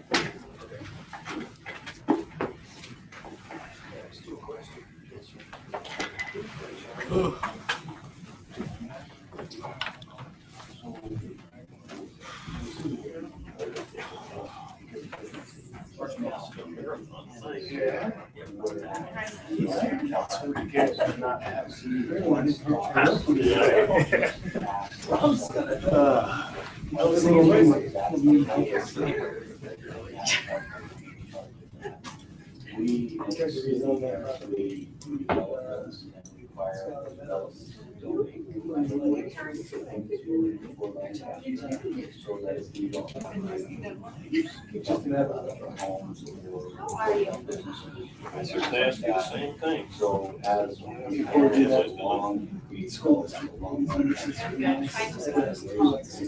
Oh, so he's gonna be a lot of training doubles. Yeah.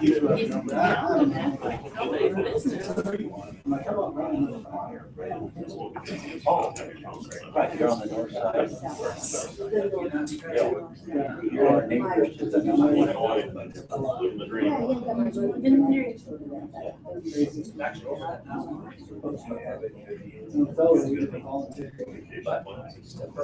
We actually just got back. We went to Yosemite. Stop the redwoods. No, but it was. Yeah, well,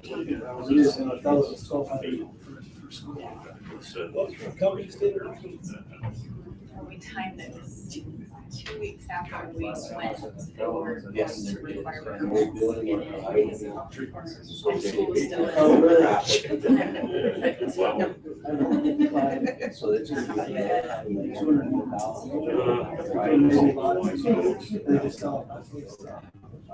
So they're gonna build it, so. Where's that gonna be? They're collecting the right. Yeah, So well, it's big able one, to yeah, big hole. usually the first one is Place here. right? And the second one is- So that's Oh, yeah. I gotta schedule those with my wife.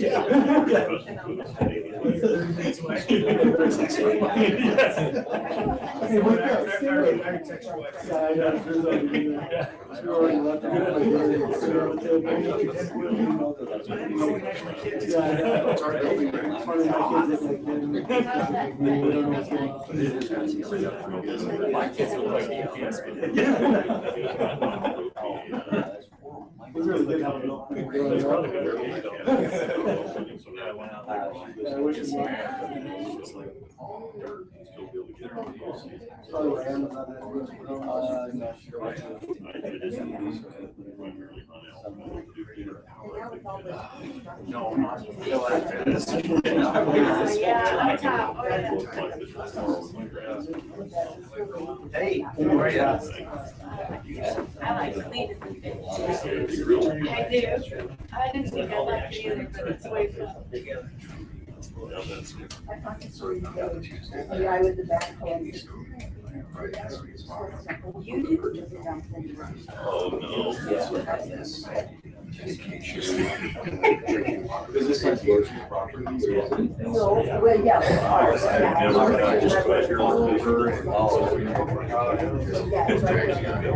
Have you had their kids? Yeah, so I talked to them.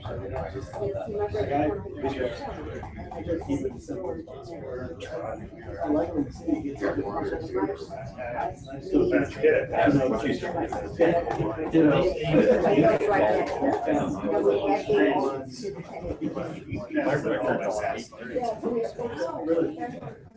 First time, I was like, question what hearing deliberations.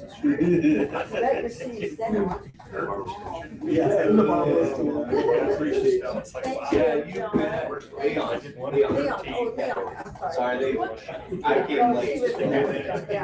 Leon Hughes, that's right, that's right. Yeah. I hold them all the time. You're planning on going? No, I was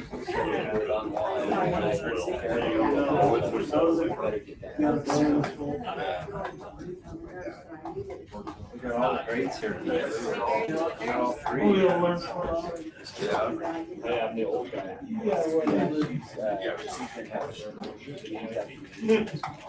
Okay, are we ready to go? All right, let's get started. Nice visit. Thank you so much.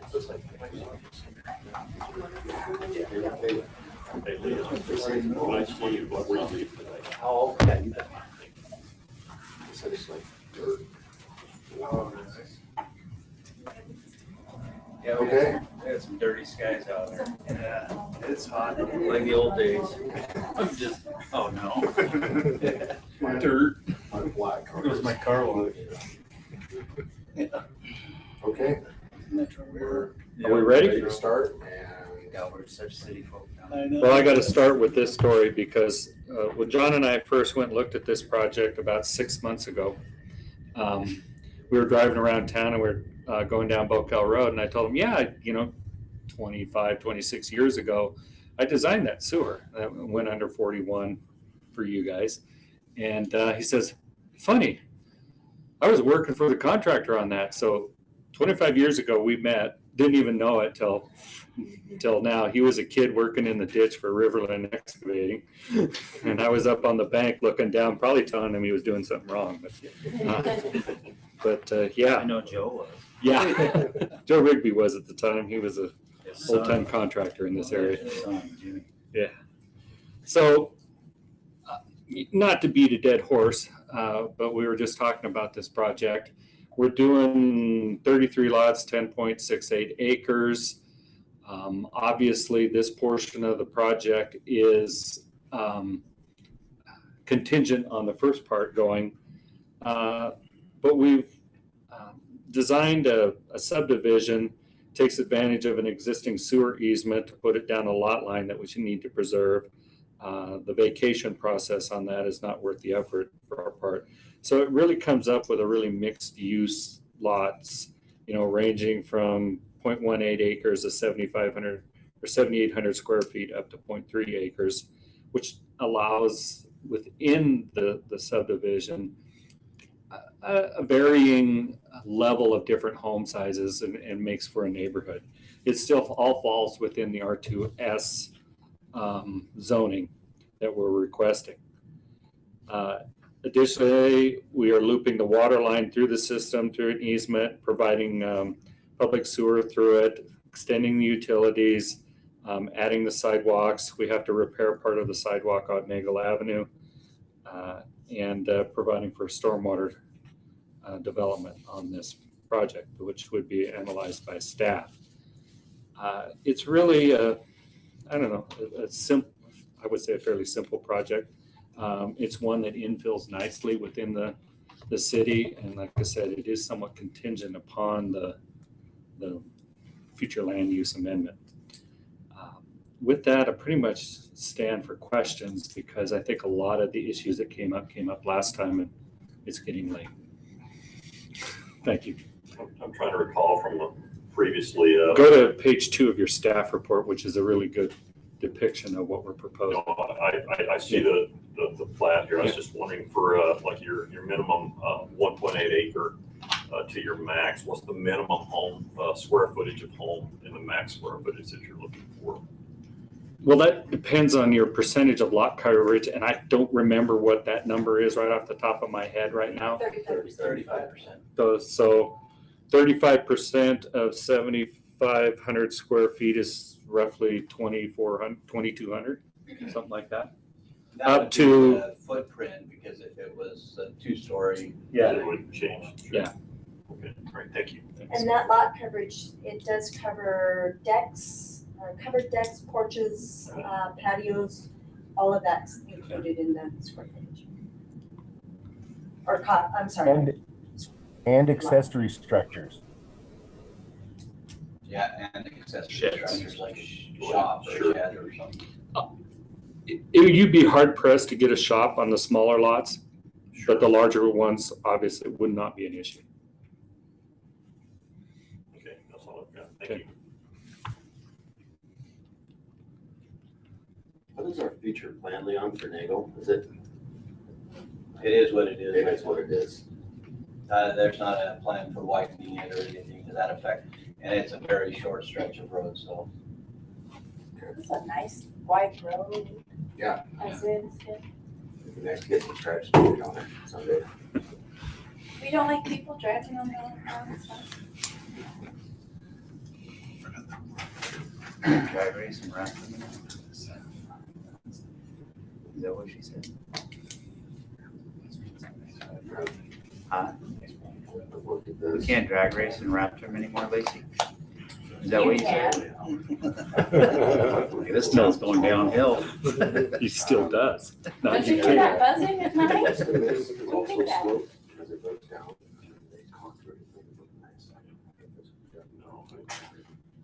John, are you ready for the staff report? Can I do it? Yeah, are you done? I'm done. Yeah, I was waiting for questions. Okay. Okay. Please. So before you is a preliminary plat staff report. Again, this is requesting approval for a preliminary subdivision, 33 residential lots on 10.68 acres. The applicant has already stated that the square foot is around 11,418 to 7,441. You see on the map here the plans for how the subdivision will lay out.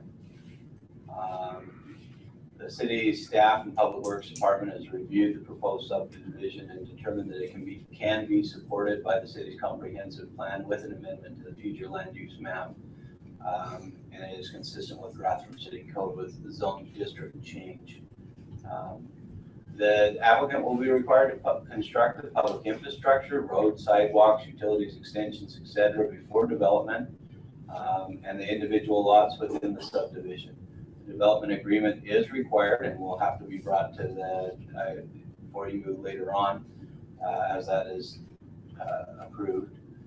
Construction on the lots will be subject to an individual building permit. Those individual building permits will have to, also pay the impact fees for parks and circulation. I want to make sure that's addressed as well. The R2S zoning district allows for single family dwellings. subject to lot size. Minimum standard is 7,500 square feet in that zone, and the minimum lot size proposed is 7,841, so it would comply with that requirement. The maximum lot to depth ratio, width to depth ratio is no less than 1.1 by 2.5. Again, it seems to be in compliance with that as well. And that is the end of the staff presentation.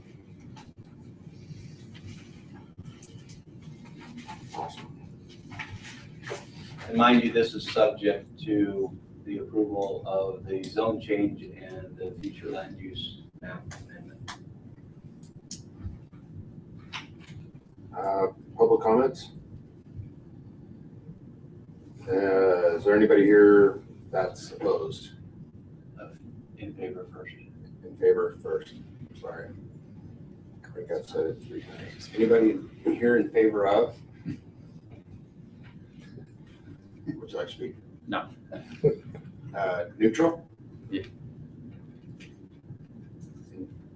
Opposed? Okay.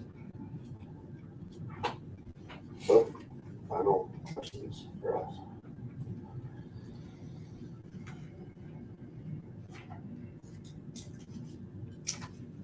If the applicant has a rebuttal.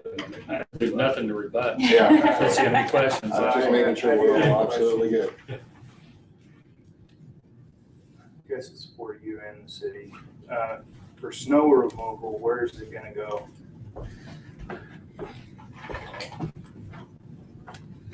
So we have set aside most of the snow with your street section swale gets plowed into the actual swale area. And at the end of the cul-de-sac on Road C, which is there's actually an easement there that sewer and water go through, then we're intending that we could push snow to that. So there's a snow storage easement there. And yeah, snow storage and sewer and water and easement, so we can store snow in there. Okay, so your water mitigation plan, lot 5. Yes. Being that that's the area of concern for flooding, is being taken into consideration with the.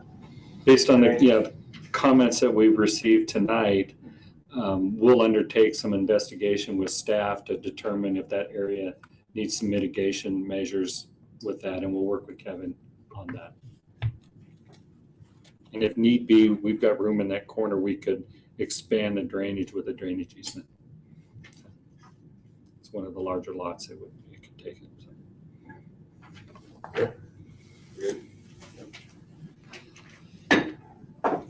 Closed.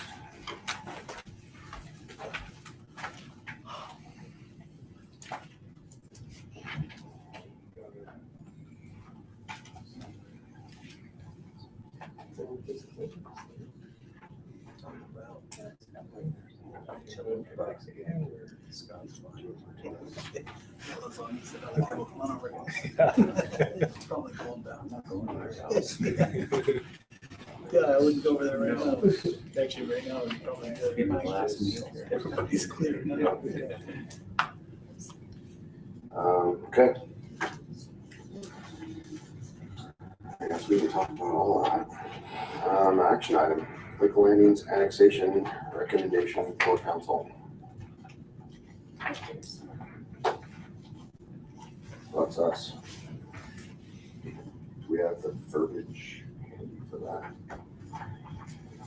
Yes, it's at the back. What do you guys think? We're just discussing right now. Yep. Which one? For the Lakeland Landings Landings. annexation. Let's see. I don't feel like R3 is necessary. Commission members, can you make sure that you speak up so that the public can hear your comments? Can you hear me? Testing? Yeah, that's better. I'll talk like this. Yeah, I still do not like the R3 on that. I agree with that. I don't feel like that's necessary where they're willing to meet our 2S. I agree as well. Okay, I'm having a real hard time hearing you. Maybe a All little of us? closer. I know all of a sudden I can't hear you, so. What did you guys just talk about? What did you just say? R3 being unnecessary. I'm wondering if we could go to an R2S. Thank you. So much pressure.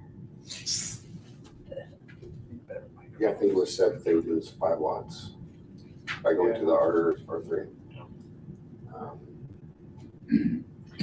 So a big consideration with part of this was whether or not, all right, wait a second, I bookmarked this.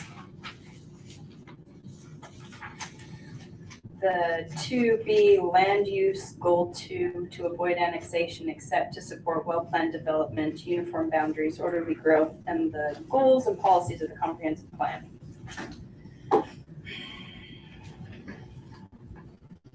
There's an argument to be made about if this wasn't annexed, that it would draw from the aquifer, and those sorts of things are out, what, a year plus or something.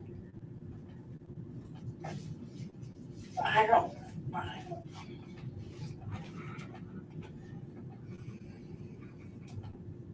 What was this? That's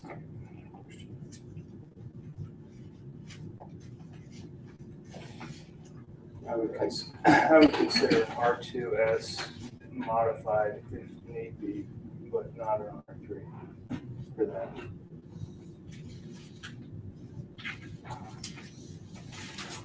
R2S modified 7,000 square foot lots. Yeah.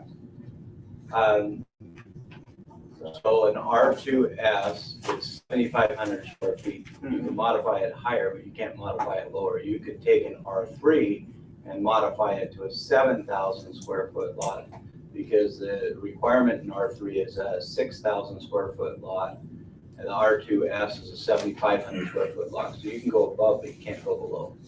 So if you do an R2S, all lots would be at least 7,500 square feet. So R3, single family, modified 7,000 minimum. That's correct. Okay. If that's the way you wanted to make the recommendation for the council and approval of just saying, if it's for approval of an annexation, R3 subdivision with no, with a minimum lot size of 7,000 square feet, if that's what I'm understanding so far. That would be my recommendation for that. What do you guys think of that? I second. I still would like to see a R2S. I'm still on the verge myself. Just, you can modify it so it covers everything that we need.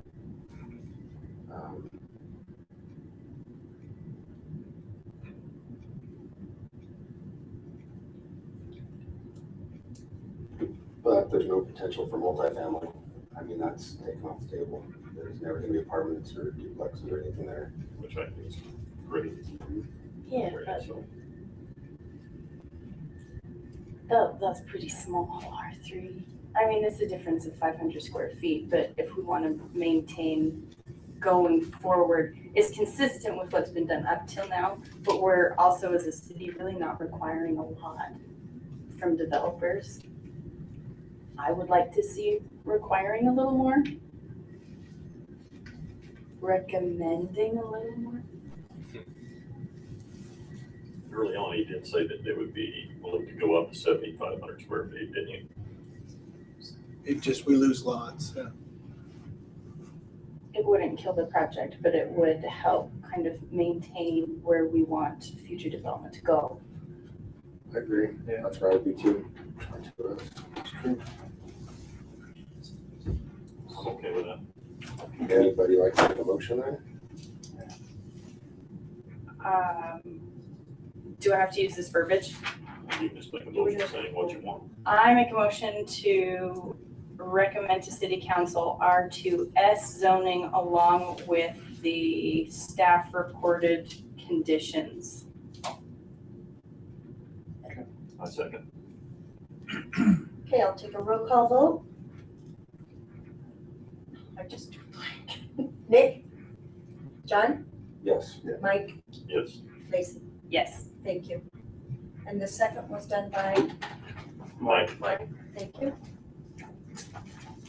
Thank you. Okay. Action item number 2, Meyer Market Conditional Use Permit. Myself, I think it's great.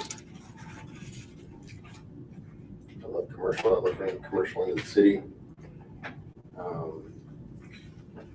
Looking at the Lancaster market, the owners take pride in their store. It's clean, inside and out, and I think the Meyer market would bring the same. I agree. And that corridor, as it is developed with the school and future city buildings and other things that are already there with the tech center, I think a convenience station, gas station would be great. Absolutely. I think the traffic would be the local traffic. It would be in that area that would shop there and get gas there. Any considerations I have are kind of city with the traffic in the roundabout. It's not really this. It's not related this time because there's no school or other developments right there. Honestly, the school's probably 8 to 10 years out. Right. And at that time, the city has to readdress the traffic plan as population goes up. Try to be a little proactive on it, but I think it's the roundabout with the, Yeah. I mean, you're gonna get crazy kid drivers no matter what you do. That's what our police department does. They stick a patrol car there and they educate by the tickets, and eventually they'll learn.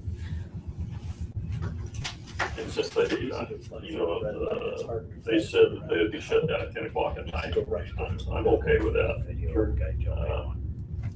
So I'm a yay. They're still on the freeway and just. Would you like to make a motion on that? Making a motion to approve it? Yes. I'll second. Okay, hold on. I need a lot more than that. So maybe get your staff report and they have the potential motions there. Please. They don't want me to read it with my side. I'm saying we're pages here. It's because this is a conditional use permit. We want to make sure that we have it on the record correctly. And there was nothing else we wanted to. I was kind of wondering if they'd be willing to put lights on a timer, but. They have to follow the city code. And the city code therefore, if doesn't it require that. doesn't require it, then we can't make it a condition on this. Understand. It'd be nice, but I'll move forward. So you just read the approval down to the end. Okay. Move to recommend the city council the proposal approved, finding that it is according to the City of Rathdrum Comprehensive Plan and Rathdrum City Code as discussed within the staff report, and further move to have such recommendations be provided to the City Council Commission formal recommendations within 60 days of following tonight's public hearing. Oh, I second that. Roll call vote. Nick? Yes. John? Yes. Mike? Yes. Lacy? Yes. Thank you. Grace Meadows zone change.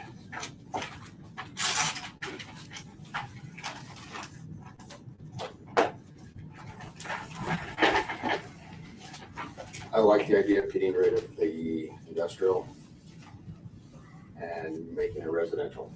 And it's consistent with the surrounding neighborhoods. Yeah, agreed. I mean, we want a buffer right between industrial and residential. What's currently there on the east side is a gray buffer. We have Nagel crossing road from other industrial, which is a great buffer, obviously. I know they talked about the topography of the land. If you look further down Nagel and the development, it slopes all the way down. Yeah, there's a neighborhood right next to it off of, what is that? It's not Apollo, it's the next one up, and they've got houses that are built on a similar slope, and it's a beautiful neighborhood. They figured out the drainage. I think it would better benefit the city by being zoned in residential. What do you guys think? I agree. I agree. Yeah. Do you want to read it? Sure. I move Take a to motion. recommend the city council, to the city council that the proposal be approved, finding that it is in accord with the City of Rathdrum Comprehensive Plan and Rathdrum City Code. I further move that the planning and zoning administrator provide a written report to the council within 60 days and include the recommendation of this commission and the facts that provide a basis for that decision. That's it. Thank you. And then Nick, Yes. John, Yes. Mike, Yes. Lacey. Yes. Thank you. Grace Meadows subdivision. We'll stop. I love the big lots. Yeah, I agree.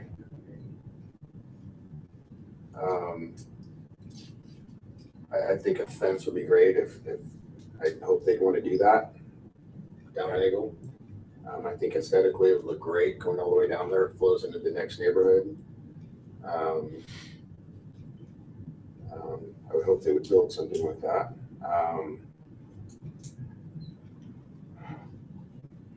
I like how it's laid out. I think it would be a nice little place to live.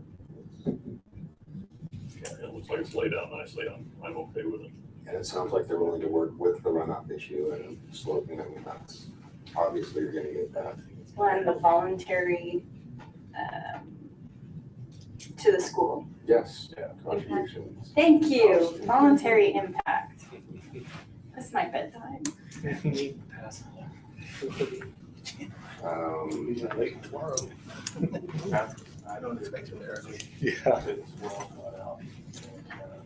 I'm sure it's on your way. Disaster. She said no. Yeah. It's windy. I don't have it in front of me, so. I can give it to You gotta you. read the last one. Too much reading. Let's see. And maybe we could include Voluntary the impact. voluntary impact fee for the school district as an additional. Would you please refer to that as a donation, not an impact fee? Because an impact fee has legal ramifications of what it can and can't be. So I'd rather it be worded as a donation rather than an impact fee. Okay. Now you tell me the How do you want to say it? Came up with that verbiage, man. Would that go under the additional Yeah. conditions of approval? Yes. The donation to the Lakeland School District. Yeah, so you'd read both the approval and the additional conditions of approval.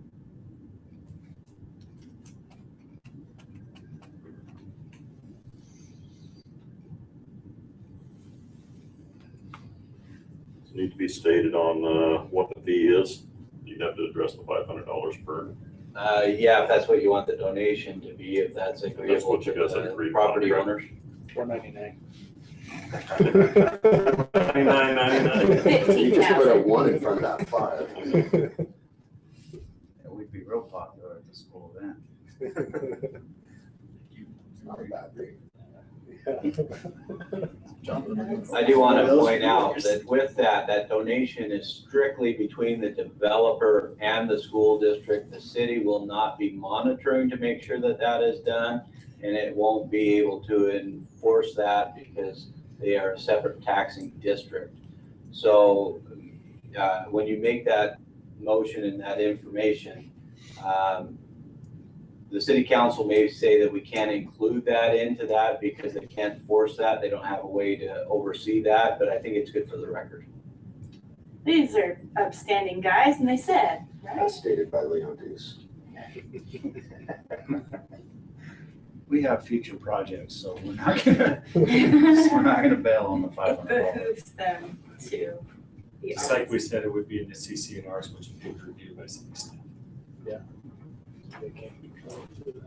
Okay, I recommend to the city council that the proposal be approved, finding that in accord with the City of Rathdrum Comprehensive Plan and Rathdrum City Code. I further move that the planning and zoning administrator provide a written report to the council as soon as possible and include the recommendation of this commission and the facts that provide a basis for the decision. Additional conditions of approval. I further move that the following additional conditions be met in accordance with Rathdrum City Code. That being a donation to Lakeland School District of $500 per unit, between the developer and the school district. I second that. Thank you.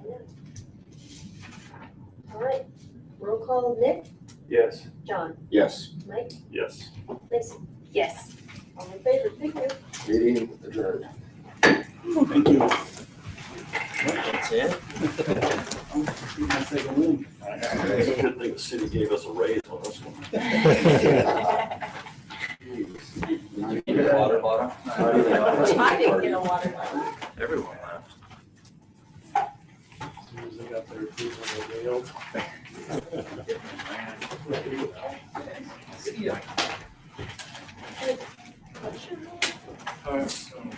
This is a long one. And I hate to say it, but I don't think this is. Don't tell us things